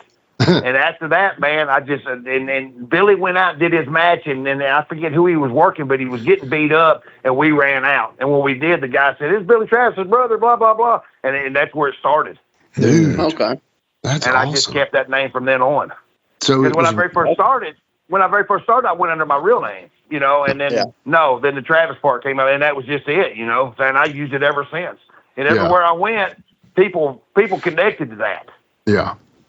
Especially the older fans that had been, you know, wrestling fanatics since the 70s and 80s. I mean, they knew who Billy was, so. Right. Yeah. You know, and Billy Travis actually came from Dale Mann. Yeah, Billy Wade. Billy, Dale Wade. gave Billy that name. Okay. His name Billy Wade Travis. Yeah. That's cool. You know, Billy's last name, Billy's real name is Gary Mize. Yeah. There you go. Yes, and anyway, Billy wrestled with Dale Mann's son, Michael Mann, and they went into Southern Sensation. Gotcha. Yep. Okay. That makes sense. Yeah. Yep. That's cool, man. That's very cool. Yeah. Wow. And Billy ended up coming over and wrestling for Jarrett's and did all that. And Mike, I don't think Mike would leave Dale. You know, Dale Mann was his daddy, so he didn't want to leave Dale. He didn't want to do any of that. But I always heard, too, Dale could have made it in the wrestling business, not just by himself in Kentucky, because he worked for Jarrett's way back in the day, but he wouldn't listen to nobody. Right. He wanted to do everything. Yeah, he wanted to do everything his way. He wouldn't. They'd say the finishes or whatever they was going to use that week, whatever they was going to run or whatever. And Dale was like, "No, I'm not doing that." Yeah. What do you think? That's why he broke off and ended up just running his own shit in Kentucky. Yeah, that's why. Well, so what do you think Dale's fascination with, he kind of made Chris Michaels the new Shawn Michaels. I mean, Travis in your name, I know that's a little bit of a coincidence there with that, but, so many he had Bruce Lee, he had Chuck Connors. What was his deal, man? He just liked taking big name gimmicks and putting them on people, kind of? I think he thought he made money off of it, man. And, and that's, when I worked for Dale for so long, and you're not smart when you get in the wrestling business. I don't know who anybody thinks they are. When the first couple of years, you ain't smart. You're dumber as shit. Right. Right. And me and Jamie Jamie grew up with Bill as his daddy, but we got more of the concept, I think, of the wrestling business and the way that the wrestling business was ran, and you kayfabed and you done it. Because if you didn't, you got the hell beat out of you. Yeah, yeah. And you didn't get booked in places, man. It was a big kayfabe business, man, and that was just it. That's why they drew money. Mm-hmm. Even the people that thought it was fake, they down deep, they thought it was real. Yeah, yeah. It's just the way it was, But when we go up there, dude, and all them people, and I think Dale just thought, man, if I can get this guy's Chris Michaels, he's going to break money because that's Shawn Michaels' brother, and this and that. And Dale just didn't have no concept of running. Dale ran the same like Sunday night was Bowling Green and on down. Certain nights of the week, man, Dale ran these towns. Mm-hmm. But he never ran any kind of thing where people would come back to see shit. It was a one-time match. Yeah. It wasn't like he couldn't plan something out for a month. Okay, down the next 4 weeks, you guys are going to do this shit. And then, you lose, and then you'll come back and win the big one. They never had that, man. Dale never could concept that. Gotcha. Okay. And at one time, Dale got TV. And I don't know if you guys know that or not, but he had Randy Hales come in, which I'm sure all y'all know Randy Hales. But Randy Hales come in and Randy Hales came in and tried to tell him about how to do this, man, and do all this shit. And he had somebody, I don't know who was backing him, but we shot about 3 TVs, but Dale wouldn't listen to nobody, man. Yeah. Yeah.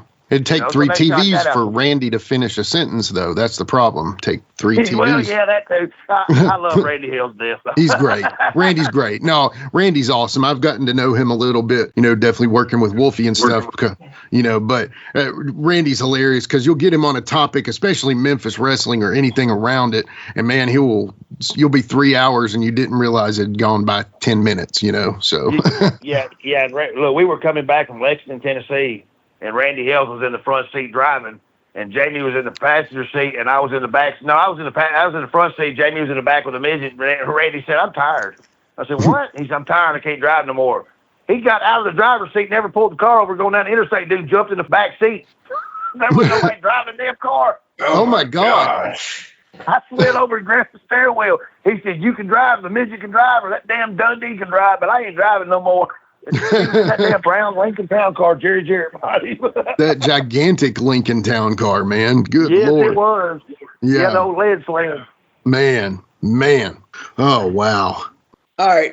Round 88, Ron Fuller opened up Knoxville. He opened it back up, USA Wrestling, and he worked some TV tapings up there. So tell some how it was like working for Ron Fuller, and because I know Dundee was booking it, but what was that experience like? I love Ron, man. I love Ron to death. I do, man. And I'm gonna tell you, the first time that I went down, Bill said, "Come down here." He said, "Well, you gonna do some TV for us?" He said, so I go down, and Ron come in the dressing room. He said, "You gonna wrestle?" I can't remember. Remember Yokozuna? Yeah. Okay. Yeah. I don't remember what he wrestled as before he became Yokozuna. Was it King Kona? I'm sitting in the dressing room, and Ron come up and said, "Hey, man, the guy you're working's over there. I'm 200 pounds now." And I said, "Okay." He said, "Just go back there and see whatever the hell he wants to do." Man, I walked back there. I was like, "Oh, my God, this somebody will kill me." I thought we parked the car out there. Yeah, this motherfucker. 400 pounds. What the hell am I going to do? It's going to look stupid as shit. That dude was nice as hell. He said, "Look, man, this is what we're going to do." He said, "She's going to jump up and give me 2 drop kicks. I'm going to grab you and throw you over the top rope. And that's the end of it." I was like, man, that's the best thing I ever heard in my life.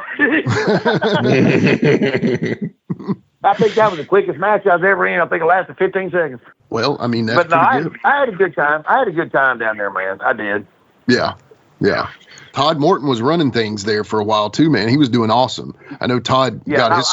I love Todd. I love Todd to death, man. I do. I mean, has Jamie ever told you the story about Todd and Bill running down the road and I don't know, but on the interstate? You should.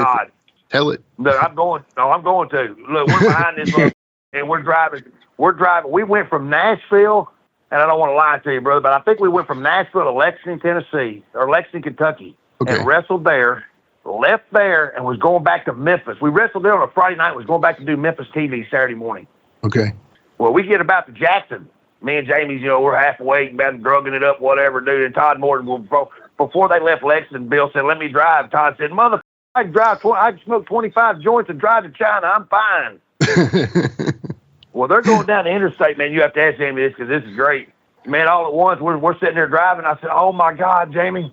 They are doing donuts going down the interstate, man, and I'm talking complete donuts. They go down the ditch, come back up on the other side, come back down, do about 2 more donuts, and stop on the emergency lane on our side, facing the wrong direction. Wow. We pull right in behind him, dude, and if Bill jumps out of the car, and the only thing you hear is, "You mother smoke 25 joints and drive to China, mother. You couldn't smoke 5 and drive to Memphis."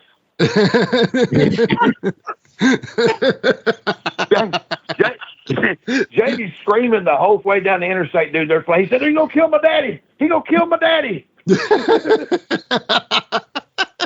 he sure did, man. It's a wonder, man. A lot of the boys didn't die back then, man. Yeah. I mean, honestly, if cops was the way they are now, dude, we would have all been under the jail. We'd have been under the jail. Yeah, because the cops liked y'all back then. They would see y'all and see a pair of boots or a title and be like, "Oh yeah, get on to the shows." Now they want to take you in and get like, "Hey, look who I arrested. I arrested this big wrestler." Yeah. Crazy, man. Look, we were coming back from Louisville Gardens, and we was on 65, and I think we was around Bowling Green, and it was me and Jamie and the 2 Samoans was in the back. Mm. And one of these Samoans, Ty was probably 5'9", and the son bitch probably weighed 260 pounds. Yeah. That was Tapu. And Ty was probably 6'6", man. He probably weighed 400 pounds. Well, this state trooper pulls us over in Kentucky. Jamie was driving, drunker and shit. We'd had no license. This cop gets Jamie out of the car, and then he got me out of the car, and we're standing in the back, and he's like, "Boys, I just don't know what I'm going to do, blah, blah, blah." And he said, "I know y'all just wrestled up there," and on and on and on this story goes. Well, we're opening the trunk, man. We're giving this son of a bitch pictures and all this shit, man. Whatever you want, buddy, you got it, man. Yeah. Ty gets out, the short of Samoan gets out of the car, and that cop said, "I didn't tell him to get out of the car." And Tapu said, "You don't tell me what to do." Oh. He said, "And I'm not drunk." He said, "Let me show you something." This motherfucker runs across I-65 south and does a cartwheel in the middle of the interstate. Oh, my God. And that cop said, I swear to God, he did. The cop said, "You 2 motherfuckers get in the back, and you get your ass in the driver's seat and head your ass on back to Nashville." Wow. Yes. That shit wouldn't happen nowadays. No, it would not. No, y'all would all be under the jail, basically. Oh, it was terrible, dude. It was great, though. Yeah, and man. Yeah, Jared actually bumped into Ty one time he had just wrestled Jimmy Valiant, and we were trying to get down to the ring to get close to him, and somehow Jared got pushed. Ty was on the outside of the ring, and Jimmy was still in the ring, and Jared got pushed into Ty, and Jared's face ran all the way up his arm. It was like a slime. Sweat. Jared had a ton of sweat on his face. It was 2 big old boys, man. Yeah, they were. We thought it was Haku forever because we were just kids. You know what I mean? But we figured out that it was Ty now. But Ty. Yeah, we used to go to the gym. We used to go to the gym with them son of bitches, man. We'd go to the gym.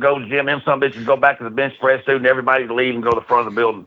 It was like, because man, they would warm up with 400 pounds. They'd be like, "Come work out with me." "No, dude, you ain't embarrassing me, you mother. Hell no." Yeah. What do you got to say about working Memphis TV?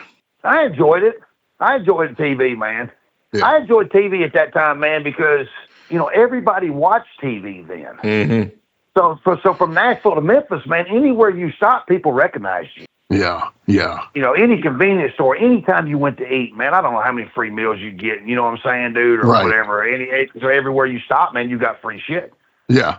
You know, I mean, it was just great. I mean, and you lived that rock star, superstar life, man. Yeah. And, you know, you'd have people with you, man, and they'd be like, man, I can't believe blah, blah, blah, blah. And, you know, and say, well, dude, I'm on TV every week and everybody watches this shit, man. Everybody watched it. Right. I don't think people understand that enough, especially nowadays with 400 channels on their TV. No. I don't think they understand a 75% rating in a, I mean, dude, I mean, seriously. No. Yeah. No, and you know, back then too, Lance Russell, if you was the drizzling shits, Lance Russell could make you look like $1 million. $1 million. He was the best. Yeah, he was. He was the best of the best. And if you couldn't talk, Lance Russell would help you out. I mean, you know what I'm saying, dude? He was right there, right with you all the time. Yeah. Who were some of the people you worked on TV? I'm gonna tell you the worst one I ever worked with Sid Vicious. Oh man! I was going to ask you. Second thing I asked you, Ronnie, was how was it working Sid? 'Cause I remember watching it, and I was like, that did not look good. He looked at that mother threw me out of the ring, and I don't know what size boot he wore, but that son of a bitch threw me out of the ring, dude. And I was on the ring post, and that mother kicked me in the chest, dude. And I had that size 14 or whatever the hell it was shoe print, dude, black and blue on me for about 3 days. Man, that son of a bitch tried to drive me through that damn steel post, dude. And I got back in the back, man, and Sid coming through, you know, and he said, sorry, kid, sorry. And Bill Dundee went off the deep end, brother. He said, let me tell you something, you big. Yeah, Bill went nuts. I thought Bill was going to kick his ass. Wow. Yeah, I mean, Sid was just Sid. I mean, right. And then come to find out later, man, Sid's not a bad guy, dude. Yeah. And looking back on it now, because I mean, when we was wrestling and we all lived up there in Murfreesboro Road too, you know, that's when Scott Steiner came in. Right. Yeah. And Steiner lived right next door, you know, and Steiner was a good dude too, man. He was just all about the gym. I mean, all about the gym, dude. That son of a bitch worked out more than anybody I ever seen in my damn life. I mean, he would get up at 5 in the morning. Dude, that son of a bitch get up 5 in the morning, go to the gym till 9, come back, eat breakfast, go back to the gym, and he would be at the gym until we picked him up to go to a town. Wow. It's obvious. But Hey, Ronnie, that was his lifestyle. What's that? I got a question. Was you, I don't know when this happened, I don't know if you was if y'all were at the Congress, when they, Sean Baxter's last night, when they handcuffed him to the swimming pool and shaved his eyebrows off. Was you there then? Oh, yeah. I was there. and I'm going to tell you, let me tell you one funnier than that, dude. This is freaking great. Sean Baxter, I ain't heard that name in years and years, man. But y'all know Terry Adonis, right? Oh, yeah. Okay. Well, Terry fell in love with Sean when Sean came in. I mean, dude, he fell like in love with this son of a bitch. Yeah. And Sean didn't want nothing to do with this motherfucker. Nothing to do with him. Right. We're in Louisville Gardens in a battle royal or whatever the hell it was, 10-12 man, whatever the hell it was. Terry said, I want everybody to pile on top of Sean. Dude, we all piled on top of Sean. You know, he wore them little skimpy tights, them little skimpy shorts. Yeah. Terry pulled his shorts back, dude, and stuck his finger up Sean's ass. Oh, oil check. Dude, Sean came out from underneath that pile, ran straight to the dressing room, was gone. Oh, man. Out of there. I don't blame him. We got back to the dressing room, dude, and he was nowhere to be found, dude. You got to know Terry. Terry walking around sniffing that finger and shit, nasty motherfucker. Oh, man. Oh, man. Oh. Is that funny? I mean, you know, just I mean, you couldn't. Nowadays, you go to jail for that shit. That'd be great. Yeah, literally. Yeah. But yeah, man, it's just some crazy shit, man. And, do you remember Brother Love? Oh yeah. Mm-hmm. I can't remember that guy's name. Okay, Brother Love and Terry Adonis and all them guys, they all rode in that limousine. I don't remember who it was that knew somebody that had the limousine company. Okay. But me and Jamie get running up down the road with these motherfuckers. Right. Well, I mean, we were fresh, man. We didn't know none of these guys like that. Sure. I mean, Justin Rose, all them. I mean, you knew all them, but these guys, you didn't know these guys, man. We go to Memphis one night, and Bill Dundee says, "Come here, you two." We walk over. He said, "Get your asses over here." So we walk over. He said, "I'm going to ask you something, and I mean this. What the f*** are y'all doing running around them?" I said, "What?" He said, "What the f*** are you doing running around them?" I said, "What are you talking about?" He said, "Them motherfuckers gay." He said, "That motherfucker right there suck anything." Talking about Terry. Oh, man. I said, "That motherfucker looks like a Harley rider." Right. That dude ain't gay. Yeah. So anyway, we go on about our business, dude. Later on that night, I told Terry, I said, "Now I ask you something." He said, "What's that?" He said, "I said, you gay?" I said, "I really need to know this shit." He said, "Boy, there's 2 things I like in life." I said, "What's that?" He said, "Kicking a mother's ass and sucking a big fat one." Oh, man. I said, all right then, brother. Bill, we need a ride. And Bill's response was, "You rode down here with him. You're going to ride home with him, too." Oh, man. Oh, man. Wow. Yeah.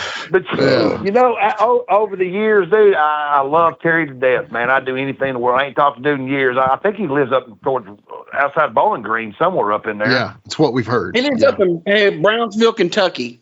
Okay. Is that where he is? Yeah, Brownsville. And I talked to the midget, and that's been quite a while back, little Roger, man. But Roger told me that some bitch weighs 300-something pounds. Really? Wow. Oh, he said Terry is freaking used, just a hermit, man. Just stays home, don't go nowhere, don't do shit. Yeah. Wow. I don't blame him. But we've tried to get him on the podcast, but he won't reply. I think he just is worried of the stories we're going to ask him about or something. But anyway. Well, if you ever do get him on there, you're more welcome to call me, by guys. I'll tell all kinds of stories on that something. Okay. Thanks,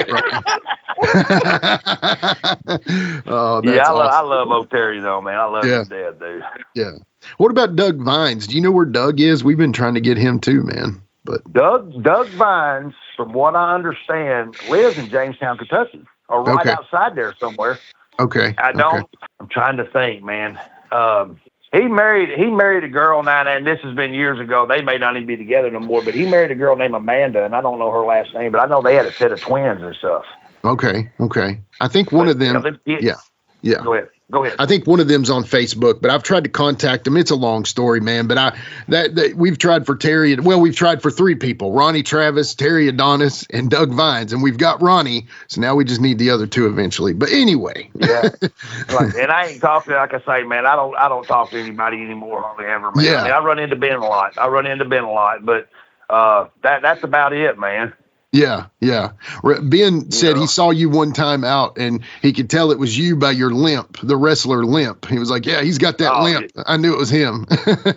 Hips, shoulders, everything goes bad, brother. Yeah. It just is what it is. That's just part of that damn business, man. Yeah, no doubt. Well, speaking of the business, man, talk about, I guess, as we're kind of starting to wrap up things here, your life after wrestling. What was it that caused you to leave wrestling, get out of it, and essentially never look back? I mean, what was that? I met my wife, man. That was probably a saving grace, man, for me. I mean, honest to God, dude. I mean, Amen. Yeah, no doubt, man. And she's sitting here with me now, man. I love her to death, man, with all my heart. And we've got our kids, man, and we've got our grandkids, and it's just, that's the best life anybody could have, man. It's great.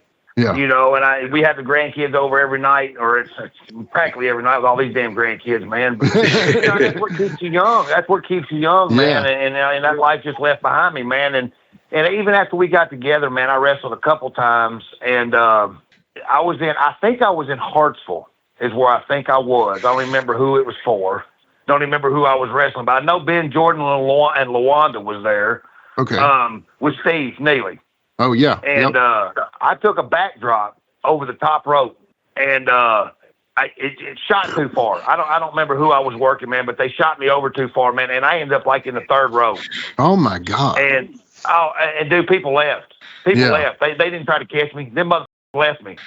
And you hit the floor, you hit everything. Well, I broke my heel. Oh, dude. I broke my heel in 3 places, man. Oh my gosh. Took me about 3 or 4 months to recover from that, man. And that was it. That was the end of that, man. Because I mean, you ain't got no insurance in wrestling, and when I done that, dude, I might have made $50 that night. Right. And I was already done selling pictures. I didn't sell pictures no more. I didn't do none of that shit. Then I just done it every once in a while, man, to have fun, just to bring back memories, man. And no, that was it. That was the end of that bullshit. Yeah, I don't blame you.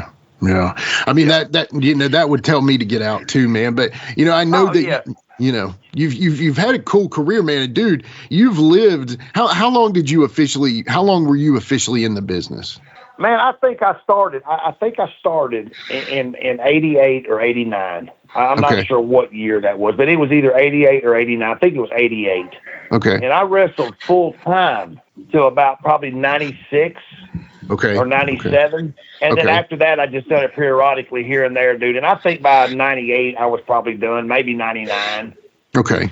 So roughly Somewhere give or in that take range. 10 years, something like that? Pretty Yeah. much. Yeah, pretty much, man. I mean, I've done a lot of traveling, done a lot of cool shit, man. And, things I can look back on now, and it's funny, man, because I got one grandkid that still, because I don't have a lot of stuff. I don't do social media. I don't do anything like that. Never have had Facebook. Don't blame I've never me. had any kind of any bullshit. Yeah, I know people tell me I'm freaking old as shit, dude.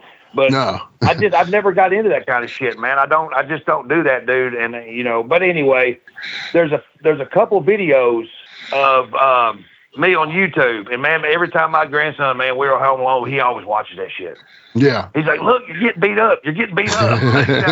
But that's a past life. Yeah, man, that's a past life that they don't need to know about this shit, man. Right. I was just going to say, go ahead. Now, well, I was gonna say, man, nowadays, man, you don't want your kids in this shit, man. You don't want your kids, your grandkids. There's just no money in it, man. It's a life that you get wrapped up in that you think is all that, and it's not all that, man. There's a lot better shit in life than the wrestling business. But back in the day, now that was a different story. Like Bill Dundee and Lawler, they all got money. They all raised their kids, man. And they were superstars, but they made a lot of money. Yeah. And we made good money, too, for quite a few years, but you don't make that no more, man. Them guys ain't making no money now.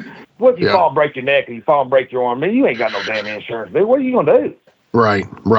I mean, it's a good point, man. It's a good point, and I don't blame you. I was going to say in 10 years, it sounded like you lived a full career, though, man, because you did some incredible stuff, especially those Dale Mann's Wild West tours. I want to do a whole show about those someday, man, because I think they're fascinating. And what's cool is, man, is a lot of people went on them, man. Yeah. I mean, it wasn't just these, because Dale trained almost everybody that worked for him. Right. Dale trained the ring guys. Dale trained the people set the ring up. Dale trained the damn referee. Dale trained the girls. Dale trained the midgets. Dale trained every damn body, man. Right. And he paid, and Dale was a, I hate to even say it, man, but Dale was just I love Dale, man, and I don't like to talk about people that's not here anymore, man, but Dale was just a conniving son of a bitch, man, that he just paid his guy shit. Right. And like even when me and Jamie came in, man, and we were drawing big houses, man. Yeah. And Dale would pay us. Right. You'd watch these other guys, dude, and Dale give them $20-$25. Right. Yeah. And it's like, dude, that's bullshit, dude. That's just bullshit. Yeah, no doubt. That's almost like a Nick Goulas. Yeah, we've heard about those payoffs. Yeah. Oh, we worked for Nick. Me and Jamie worked for Nick a couple times. Yeah. One time Nick told us we went in on a $100 guarantee. Nick gave us $10. And man, boys, your check will be in the mail. Well, I'm still waiting. It hasn't showed up yet. Oh, man. This is no bullshit, man. Me and Jamie Dundee drove all the way to Oklahoma City, Oklahoma one time, and got there. And the guy pulled up in the park, and there wasn't nobody there. It was like a Memphis Coliseum. There was nobody there. Oh my gosh! And the guy, and we drove. Now we drove all the way to Oklahoma City, and the guy said, "Boys, I got $50 in my pocket." I said, "Man, I'm gonna kick your ass, bro. You're fixing to get the beat out of you. I'm just telling you right now, I'm gonna beat the dog shit out of you, brother." Yeah. He said, "Boys, you can beat me up. You can do whatever you want to do, but I got $50 right here, and y'all can have my $50." Yeah. We took his $50, drove all the way back to Nashville. Man, still had $45 left. No, I'm just kidding. Probably. Yeah, we wasn't in the Yugo then. I don't remember what the hell we was in. Okay. Man. Yeah. Man, y'all had the good look car. Here, next time you talk to Jamie, though, you want to hear another funny story. Ask him about the time we was in Memphis, and we brought both Samoans back all the way from Memphis from Nashville in the Yugo. Yes. Oh my gosh. Yes, we'll have to hear that. and all of our gear. Oh my gosh, man. Little hatchback. Oh my gosh. Oh my God, dude, it was horrifying. They sit in the back. Yeah. Golly. Oh my Lord, man. Oh, wow. Yeah. Well, okay. As we always do, we lead to our final question of the show, and that goes to the Plastic Sheik. Take it away. Ronnie, so if you look back and you think about your career, can you tell us what the favorite match you ever had was? Or you can give us a couple if you can't narrow it down to just one. Well, man, I mean, yeah, there was a couple, man, but yeah, me and Jamie wrestled Lawler and Dundee, man, and I think that was the best of the best, man, and it was on a spot show. Yeah. And if I'm not mistaken, I think it was in Jackson. Okay. But that was probably the biggest thrill of my life, man. Because I grew up watching them guys, man. That's two of your Mount Rushmore, Mm-hmm. Yeah, even going into TV, man. Every time when I very first started, man, when I started doing a little TV here and there, every time you seen Lawler, dude, it was like, man, this is great. This is great. Yeah. This is great. And the first time I worked Memphis, Lawler came up at the end of the night and said, "Here, man," he said, "I'm just going to go ahead and pay you." And I was like, "Okay, man." And he gave me $100 check, man. And I thought that was the greatest thing in America, dude. And I went home and I put that check on the wall in a frame, and I kept it for a long time, dude. Didn't even cash them up. Wow, that's awesome.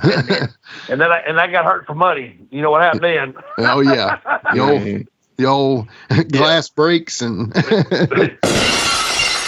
Right, but that was my biggest. Yeah, that was the biggest payoff I'd ever had, man. I thought, man, this is great. That is amazing, and some guys didn't ever. It is. Yeah, that's very cool. No, they beat the hell out of us. Yeah. Bill beat the shit out of both of us. You know what I'm saying? I mean, he did, man. And I think the worst match, I'll tell you what, dude, the worst match I ever had, even though you didn't ask, I'm gonna tell you, was Joe.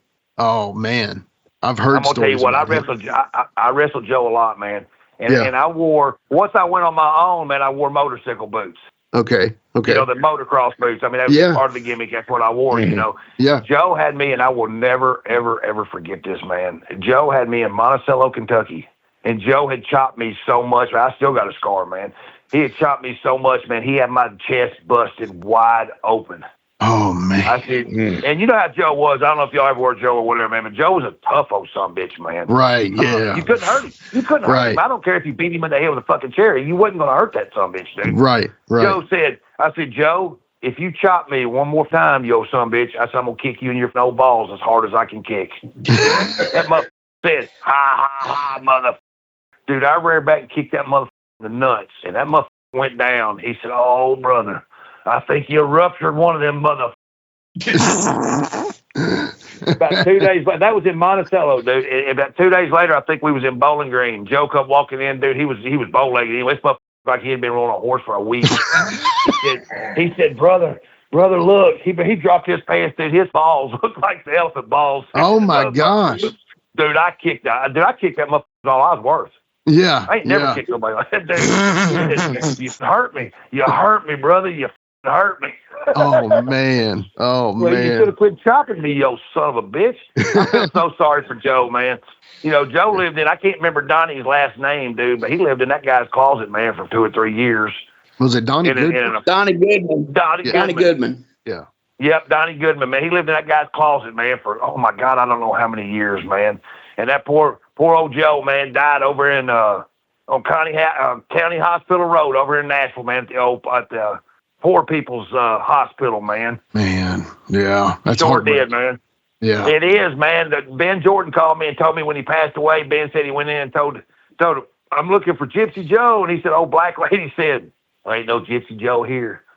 He said, "Yeah, Gypsy Joe's here somewhere." And anyway, the old black lady looked at him and said, "I know Gypsy Joe. Used to go to the fairgrounds, watch him and Tojo and them. But that ain't his name, and I can't even remember Joe's real name." Yeah, I know what you're talking about. But anyway, Ben went and seen him. And stuff, man. And I told Ben in a couple weeks I'm gonna swing by there, dude. He called me like 2 days later, and told me, "Oh, Joe passed away, man." Man, yeah. And them old boys made money. Joe didn't make money back in the day, man. They made money, man. His name was Gilberto Melendez. Was his real name? There you go. Yeah. There you go. And I've never heard anybody ever say his real name my whole wrestling career, man. I've never heard anybody say his name. Yeah. Right. Yep. Yeah. But man, well, dude, hey, Ronnie, thank you. First off, let's thank Ben Jordan for making this happen. Thank you so much. But Ronnie, bro, this has been awesome, man. Thank you, brother, for doing this. I appreciate it, man. And thank y'all for getting Jamie on there, dude. I love talking to him again. I love talking to you guys, man. And anytime, give me a call anytime, brother. All right, part 2's on down the line. Then you've already committed. We got you. Now, there's many more stories, brother. I know, and I can't wait. But seriously, thank you, Ronnie. We greatly appreciate it, brother. Yeah, buddy, appreciate it, man. Y'all have a good night, man. Later. Hey, Ronnie. Do what? Man, it was great talking to you. Hopefully, it won't be another 20 years. But man, I'm just tell you, man, I really appreciate the time we had working in the ring, man. You always You always took care of me, made me look good, and I appreciate that, brother. You too, brother. I appreciate it, man. That's awesome. That's All right, awesome. take care, Ronnie. Thank you, Ronnie. Thanks, Ronnie. Guys. Take care, Bye, buddy. bye. See you. All right. For our very special guest, the Blue Cyclone, Jamie Dundee, and Quinton Plastic Sheik, and me, that has been the one and only Rockin' Ronnie Travis. Y'all stick around. We'll be right back to wrap things up on Give Me Back My Pro Wrestling.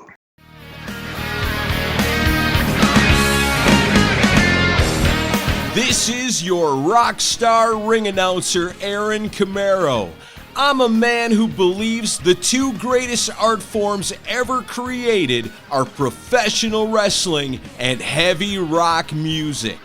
So when I'm not hosting the best parties that also happen to be live professional wrestling shows, I'm hosting the Decibel Geek Podcast. Decibel Geek is a weekly podcast that features discussions of all things rock. We're talking the Beatles, the Stones, Led Zeppelin, Jimi Hendrix, Black Sabbath, Kiss, Ozzy, Motley Crue, Guns N' Roses, Metallica, Alice in Chains, Pantera, and everything in between. Plus, we'll turn you on to new bands from today that have the same spirit and style that the legends do.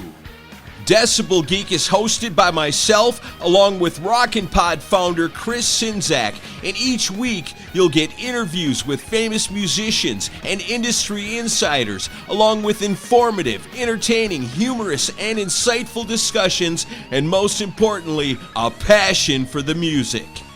So if you love to rock out as much as I do, then this is your invitation to the greatest rock and roll party in all of podcasting.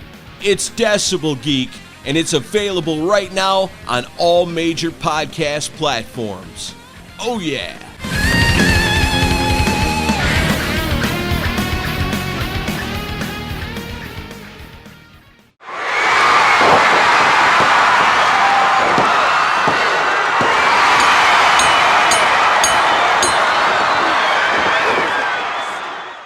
Oh, man, Quinton, we are back. And man, oh, man, was that cool. Ronnie is awesome, man. I can't believe that flew by so fast. And Jamie dropped by, man. What a cool show, bro. What'd you think?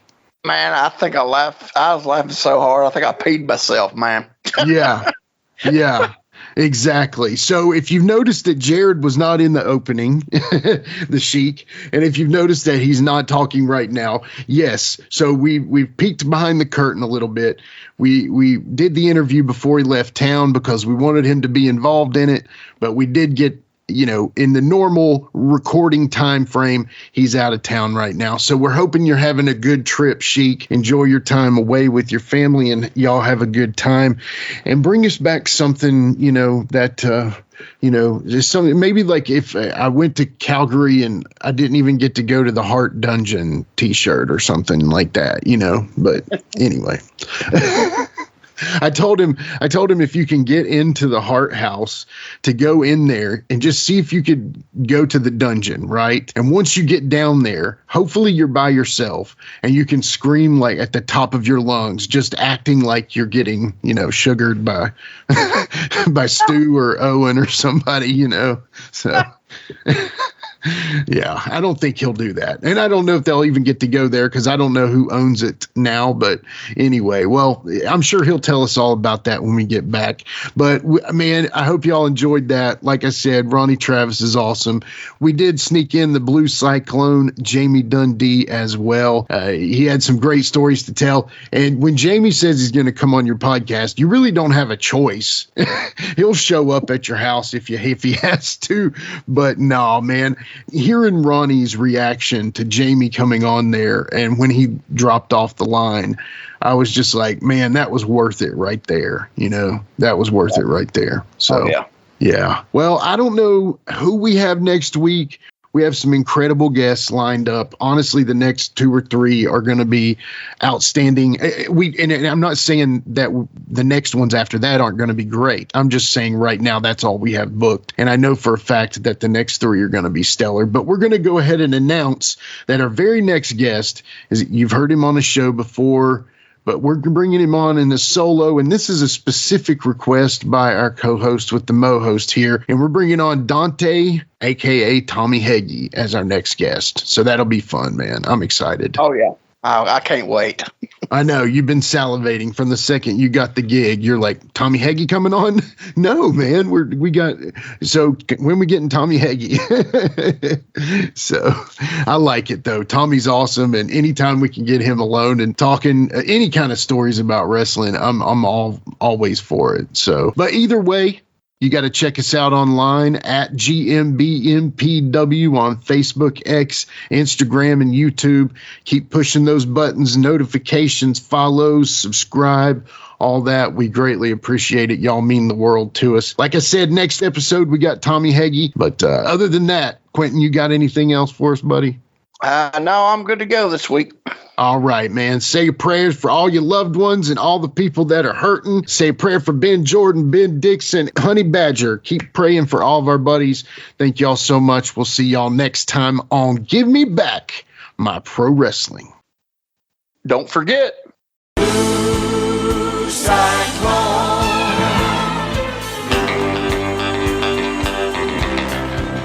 Well, the wife went out of town about a year or so back and left me home by myself to batch, and after 5 straight nights of TV, I was ready to scream. So I called up this beer-drinking buddy of mine. I said, Bill, I ain't having a real good time. He said, well, why don't we go to wrestling matches and let off a little steam? Well, now, I'd never seen the matches before, and when we reached that arena door, the crowd was already backed up plumb out in the street. Yeah, people were pushing and shoving like cattle. Just getting in line was a heck of a battle. We had to fight like the devil, but we finally got ringside seats. We bought a program as we passed through the door, went to Section D, seats 3 and 4, and about that time, the announcer stepped in the ring. He said, tonight's the greatest card ever been signed. Got a tag team match that'll blow your mind. And then they lowered the lights and the crowd began to scream. He introduced the Spider from parts unknown with his trusted partner, the Blue Cyclone, and they were taking on a team that never had been beat. And then the ref checked them over and the rules were explained, and somebody hollered, the Spider's got a chain! And then in came the Vulture with his manager's sneaky feet. Well, they rang the bell and all hell broke loose. My legs were shaking like a rubber goose. I ain't never seen nothing like this, not even in the war. The Cyclone put the Vulture in an airplane spin. Then he body slammed him and he did it again. I swear I didn't see how that old boy could take much more. There was this little old lady right next to me. If she was a day, she was 83, but she raised more sand than any man I've ever seen. Yeah, she screamed and cussed in the Cyclone's face till they carried her out like a basket case. And then the police came and formed a circle round the ring. It was right about then in the thick of things, my buddy Bill threw a chair in the ring, and that's when I knew we better be heading for the door. Because I saw that Cyclone looking at us, and he's rubbing his head and starting to cuss, and I knew if he caught us, he'd break Bill's neck for sure. Well, now where we parked wasn't too far, and Bill ran so fast he beat me to the car and locked the doors. Wasn't about to let anybody in. And I turned around and the Cyclone was there, and he said, hey, punk, you forgot your chair. And by the look in his eyes, I knew this was the end. So I screamed, watch it, pal. I run a school where I teach karate and jiu-jitsu. But before I could finish, he gave my teeth a rake. Yeah, and then he jumped up real high in the air, and both feet caught me with a flying mare. Now tell me again how all that wrestling's fake. And then he body slammed me 2 or 3 times and put his arms around me from behind and pile drive me right there in the hard concrete. Broke both my arms and 3 of my ribs. It's the closest I've ever come to being killed, and that's the last thing I remember for you. Put me to sleep. Blue Cyclone. He's the meanest wrestler the ring has ever known. He'll make you groan, he'll make you moan, he'll lay you prone and break your bones. He's a Blue Cyclone. Blue Cyclone.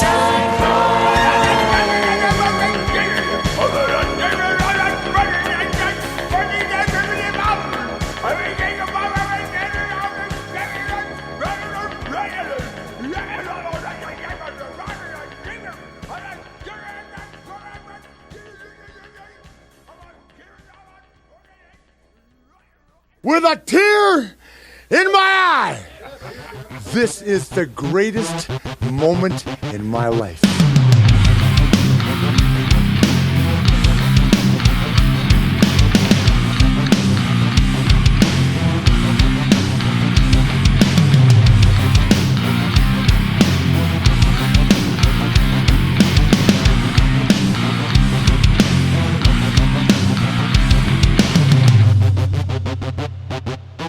We'll see you later. This has been a James Rock Street production.